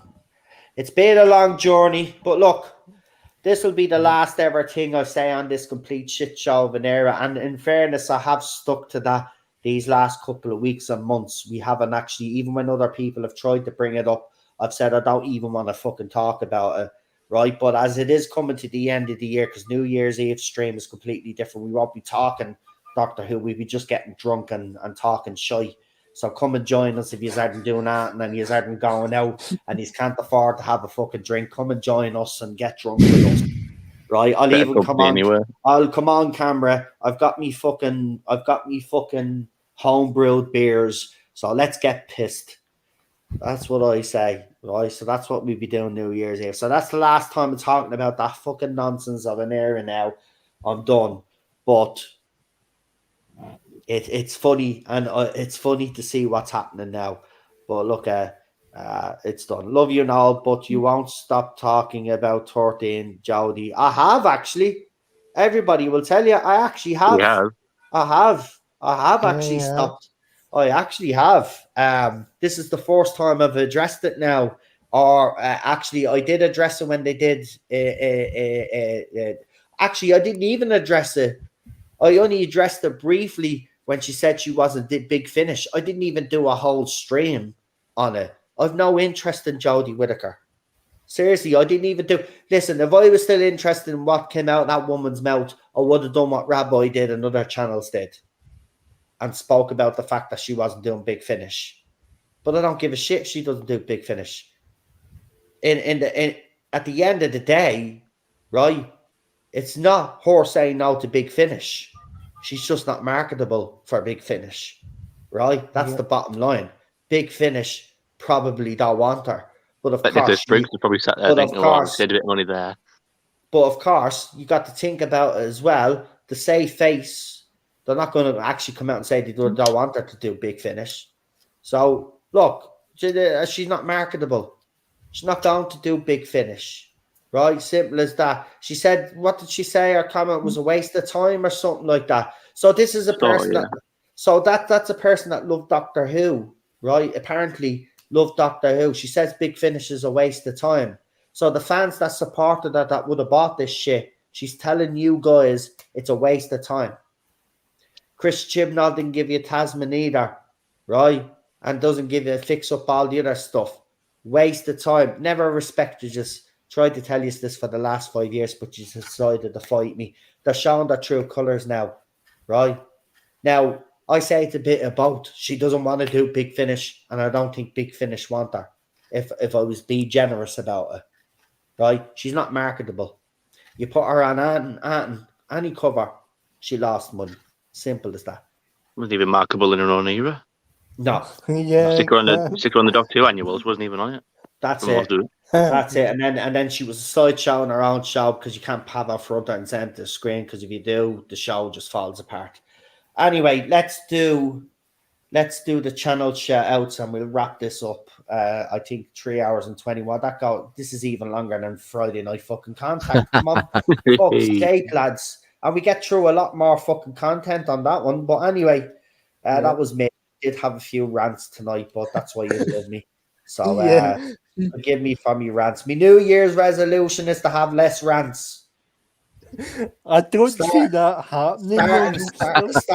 Starting right now. Wasn't that Jodie Whittaker on an awful fucking person? Wasn't she? Let's have a fucking rant. I'm only messing. Anyway. Square jar every time there's a rant, stick a $5 in it.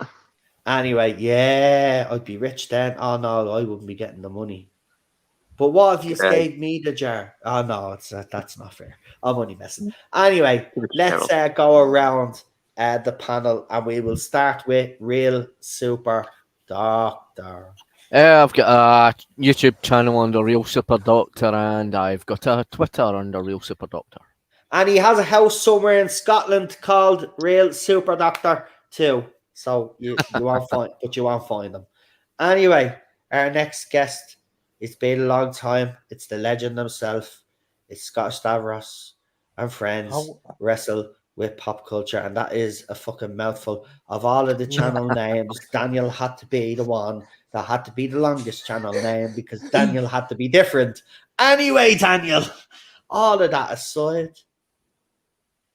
Right, well, you can subscribe to my YouTube channel, which is Scottish Stavros, and friends to wrestle with pop culture appropriately and off. We do all sorts on that channel. I discuss various different things. FIFA 23, even though I'm shit at the game, I think anybody can beat me, if I'm honest. But I do other streams as well. I do panels, I review TV shows with Charlotte. I have people like Cinnamon Toast Crunch and a bunch of other guests on as well, and yeah, it's just a really good time on that channel, and and just like everybody else in the panel, I won't hold back on my opinions and anything. So if you like honest opinions, subscribe to my channel, and you can follow me on Twitter at Celtic Daniel 22 if you can't get enough of my opinions either. So yeah, that's me. Well, you'll notice that like everybody that features on this channel, has one trait in common, and that is that we don't seriously, honestly give two flying fucks whether our opinions offend people. We don't hold back. We just tell you how we feel. And yes, sometimes, especially after episode reviews, a lot of it can be reactionary, but that's how we react at the time. That's why I always do an extra midweek Tardis Zone Talks, and always why we did a midweek Tardis Zone Talks is because it gives us a couple of days to actually digest everything then after the initial reaction. And then we all come back then and we gather and we do an extra reaction video to see how we all are, because opinions might actually change over a couple of days. But you will notice that every person that's on the panel or any guest that we've ever had on is on because they're like me. They hadn't afraid, especially when you're living in a society where opinions seem to be feared or you're labeled because of your opinions. You know, I have to say, I've been doing it for the last 5 years on this channel, but I think a lot of people out there that do it, I think people are brave. I think you are brave in today's society. It's fucking horrible having to live whether your words are going to fucking offend someone or something like that.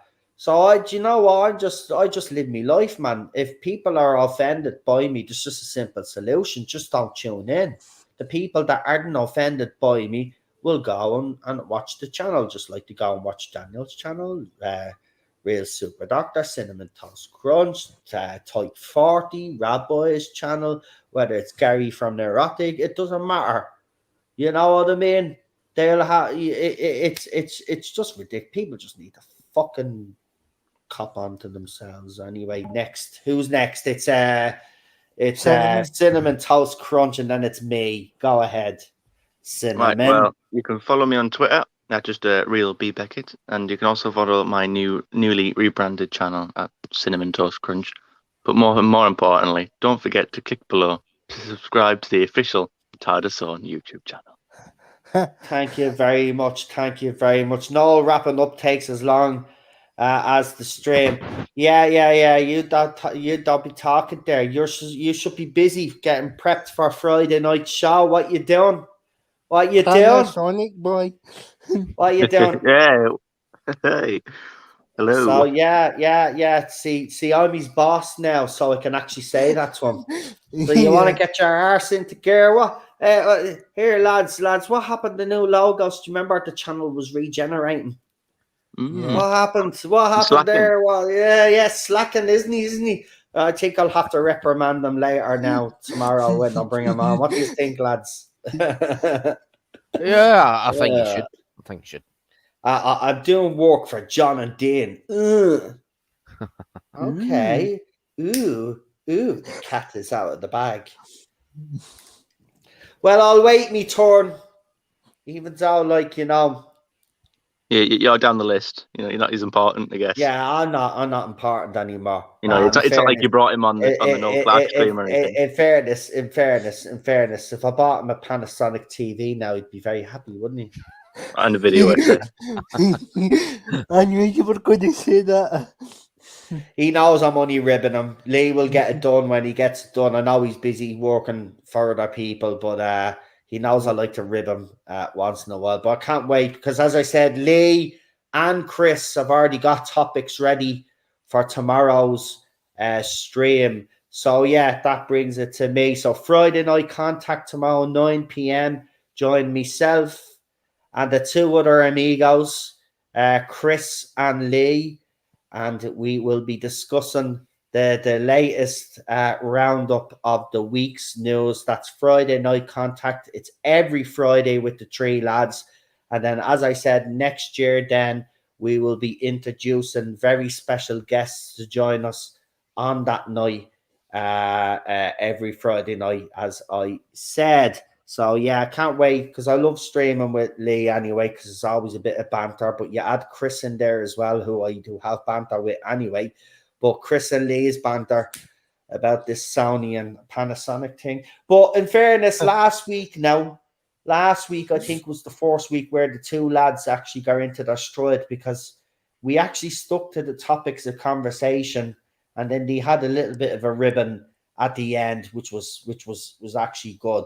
But we're as we said, we are trying to keep it as professional as we can, so we do get through the topics, and we did talk about a lot last week, and we will have a lot to cover this week as well. So come and join us for that. And as I said, right now that's the only guaranteed stream that's on its time slot.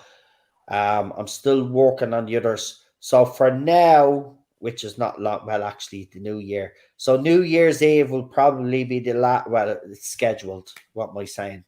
So there's no more unscheduled streams, is what I'm fucking trying to say. See, I've talked too much now that I'm not even making sense anymore. But there's no more unscheduled streams now, because next year I have to be a good professional little boy and finally drag the channel on and try be a bit respectful and maybe get some respect from me peers out there. Never gonna fucking happen. But who gives a shit? I'm better than you all anyway. I'll always be better than you all, and that's just the way it fucking is. That's why you keep living inside of my head 24/7 rent free. Actually, no, it's the other way around. Actually, it's the other way around. I'm living in user heads 24/7 rent free. So where's my rent, bitches? Anyway, all joking aside, listen, we will be here for New Year, so we can get into all of that bollocks. So wishing everybody a happy New Year. But for the rest of you that won't be joining us New Year's Eve for her little ransack party, plenty of alcohol, come and join. It's going to be fun. Anyway, for the rest of you that aren't going to be here, we wish you a happy New Year. But unfortunately, it's not going to be happy. It's going to be another miserable 2023. So get fucking used to it. So what I suggest is New Year's Eve, get yourself massively drunk, have the best night of your life, whether that involves whatever that involves, right? And enjoy it. Because when you wake up in the new year, it's going to be as shit as it was the day before. Yeah. I don't get all of that. I don't even get all of that, right? Wishing everybody happy. But we do. We all get married. We get a few drinks on us, and we're all, I just want to tell you, you're my best friends. Happy New Year's. I couldn't have done it without you. Fucking, I tell you. Fucking, I love you as well, man. I love you. I swear. Someone help us. Seriously.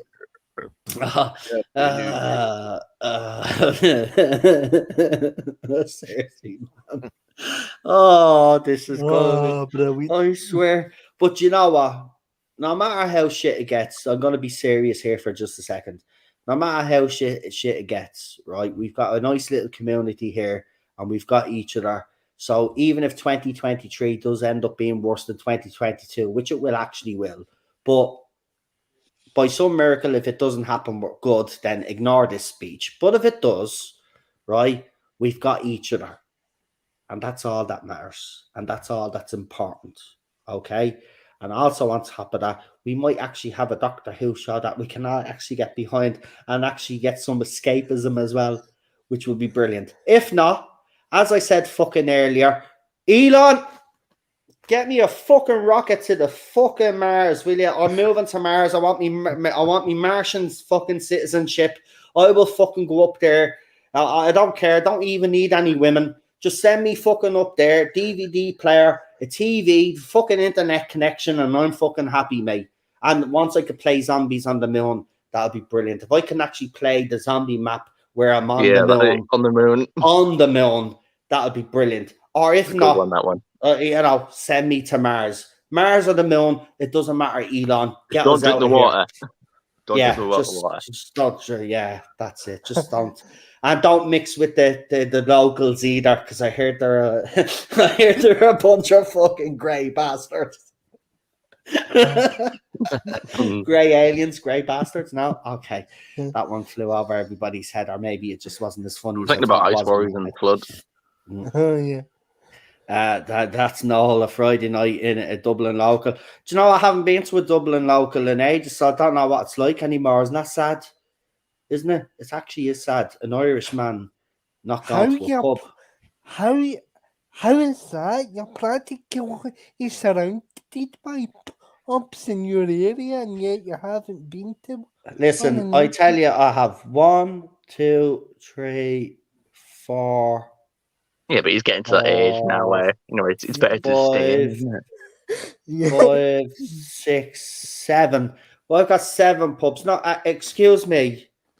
Well, I heard that comment, right? And I just want to tell you and everybody on this panel and everybody that's listening right now, I drink every single one of you under the table twice over. Well, you are Right? Irish. I mightn't actually drink in an Irish pub, but I'm still an Irish man and I still do fucking drink. I drank a whole bottle of fucking whiskey on this fucking stream, might I add. Yeah, Right? they all remember that. And I was still able to fucking stream after a full bottle of fucking whiskey. So don't tell me about being able to drink. I drink is all under the table. Right? Except if it was my sister. Well, my sister's slightly better. She could drink me under the table first, but then I would sober up and she'd still be pelatic and I'd be able to go another 10 hours where she'd be gone. But she'd drink initially, she would drink me under the table. But yeah, I used to be a big drinker. Remember, I used to work hard and play hard, right? And you could take that which way you want to take it. Basically, what I'm trying to say is I worked myself to death and I nearly drank myself to fucking death on my days off. Because that's all we did. We worked and we drank, work and drank, work and drank. Right? That's what kept me ticking over.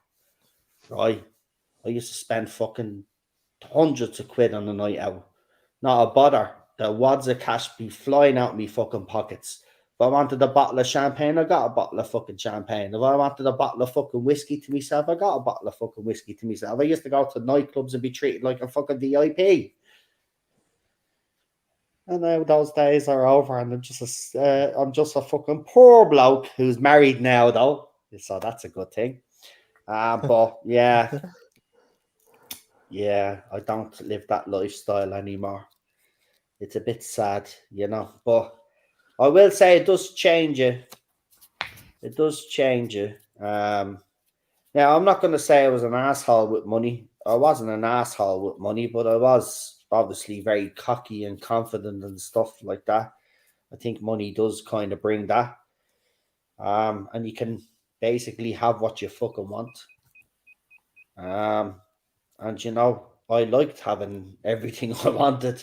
You know what I mean? Because the way I looked at it is if I worked hard for it, what I did with my money was my own fucking business. So if I wanted to splash out fucking say $3,000 on a DVD player that had some mad fucking setting on it, I would spend 3,000 on a fucking DVD player with some mad fucking setting on it.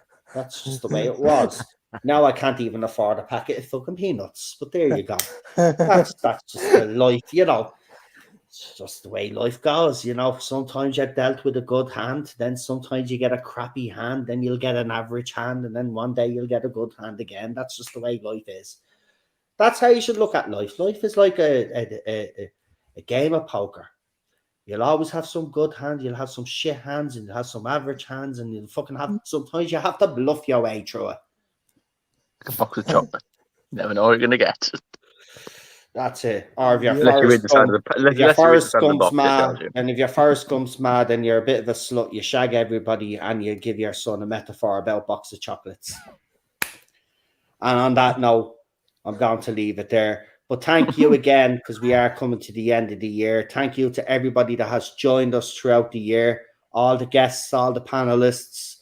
And again, I just want to welcome aboard Lee and Chris's permanent hosts on Friday nights. I couldn't think of two better people. Well, I could. Daniel is in that list as well. But I know Daniel's busy with his own channel now. He hasn't got time to be, parading on other channels. Great to see him here, of course, because he's taking a bit of a break. So it was nice for him to pop on. But I just want to say to you, actually, right, because obviously you're the one that's been with me from day one. So to everybody else, I'm more attached to Daniel than I am to anybody else. And that's just the way it is because he's been with me from day one. But I just want to say, well done on a fantastic 2022. I'm absolutely proud of you. You should be proud of yourself because you have done some amazing things on your channel. You're building your audience quite nice. And I wish you the best for 2023. And I know Inspired you me. have loads of things planned.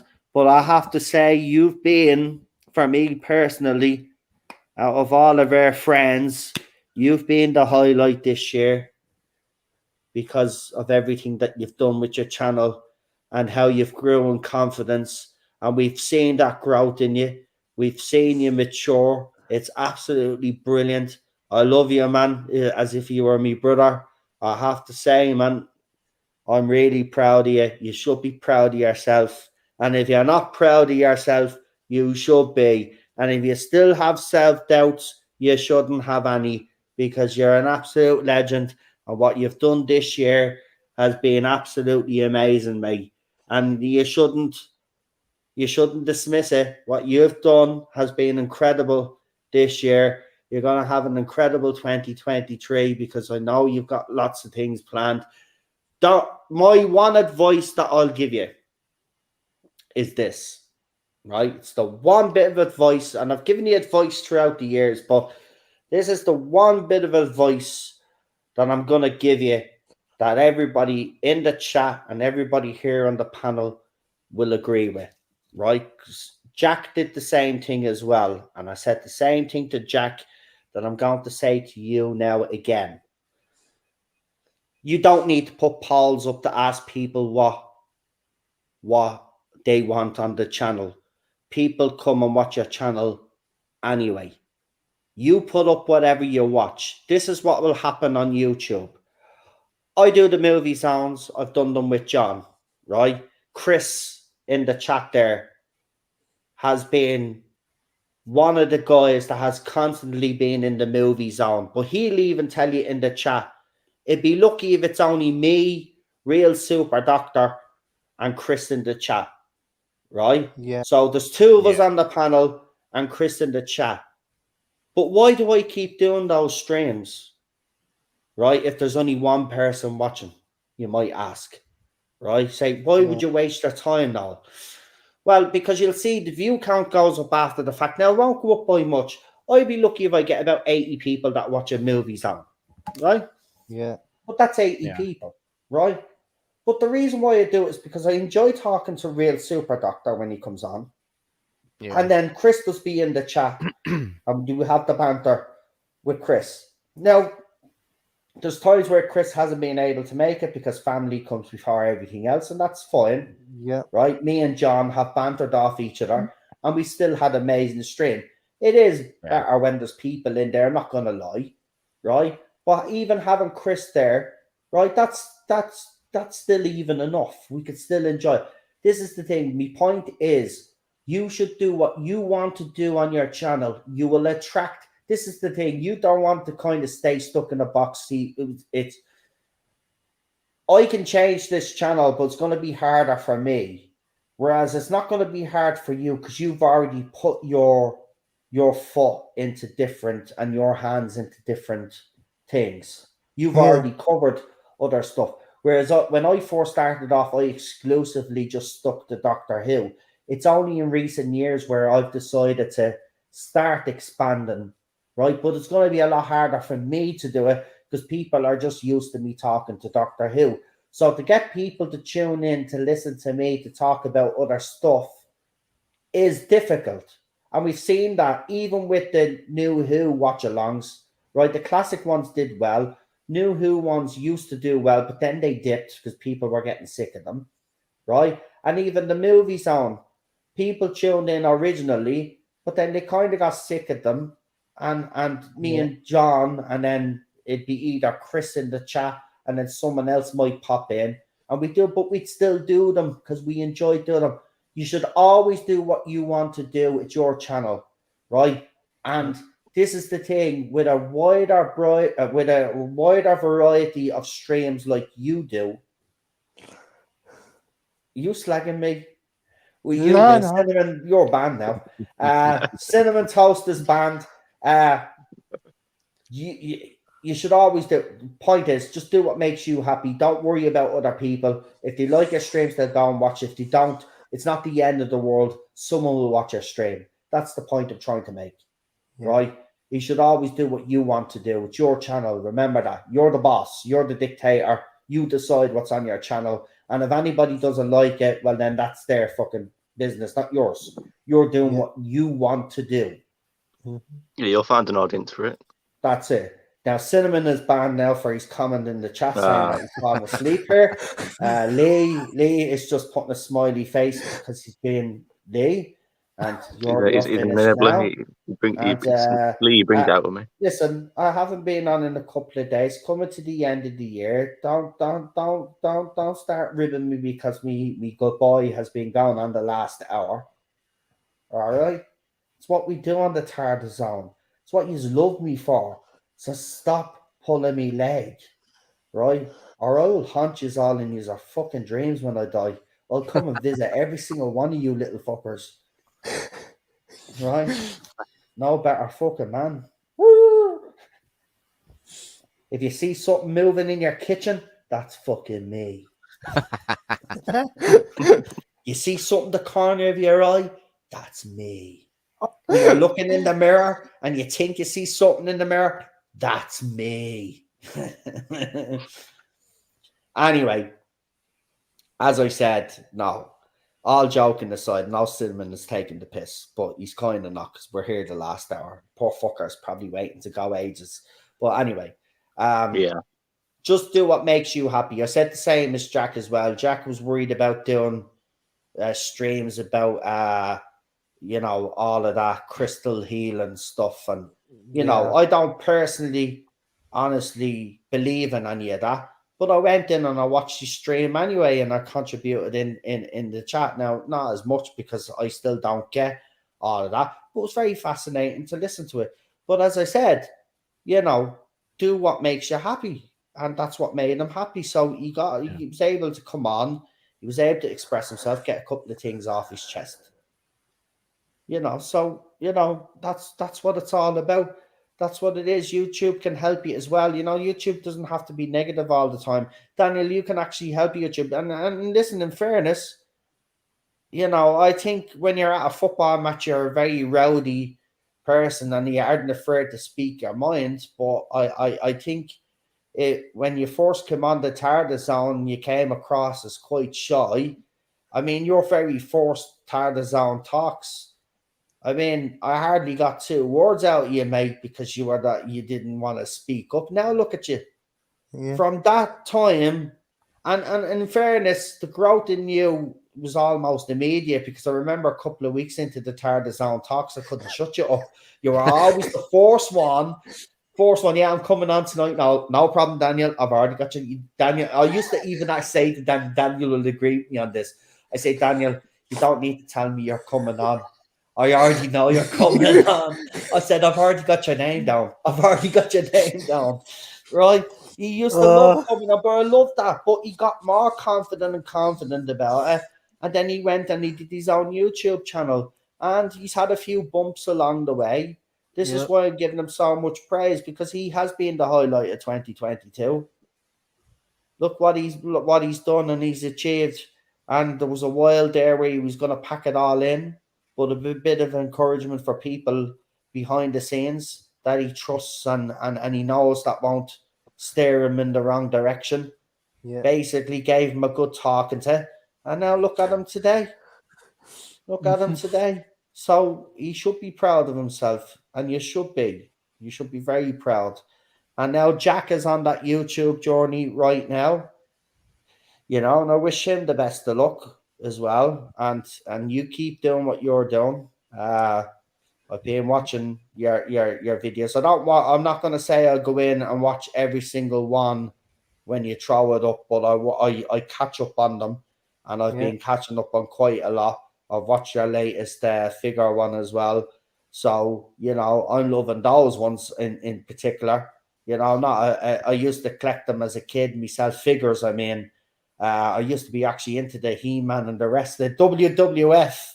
Yeah. When I watched the wrestling figures, I used to have all of them. I used to have He-Man, Thundercats, and all of that. So Yeah, I it's had something that. I'm interested in. And then you've got the other stuff going on as well, Jack, which you will get an audience for as well, because, you know, I follow someone who's a musician, who's gone from a musician who does all of that sort of crystal stuff and believes in all of that, and they seem to be happier. So obviously it works for some people. So variety is a good thing. This is why we're branching out now, and we will be branching out more. And I will have to drag all of you guys because most of you will want, but we will have still plenty of Doctor Who because RTD is going to give us plenty.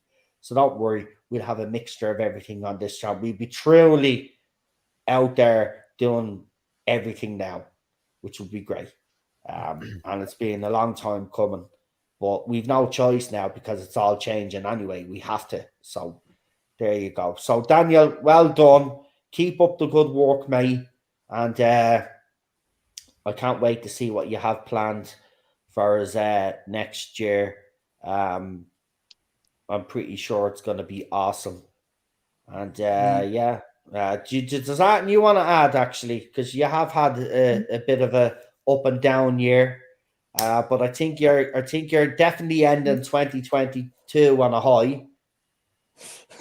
Well, yeah, it depends what you mean by that, because my FIFA streams have been diabolical. I've been on a bit of a bad run with them, but apart from that, I mean, I've enjoyed the majority of the stuff I've put out, and and like I say, like, thanks for the support on like my content.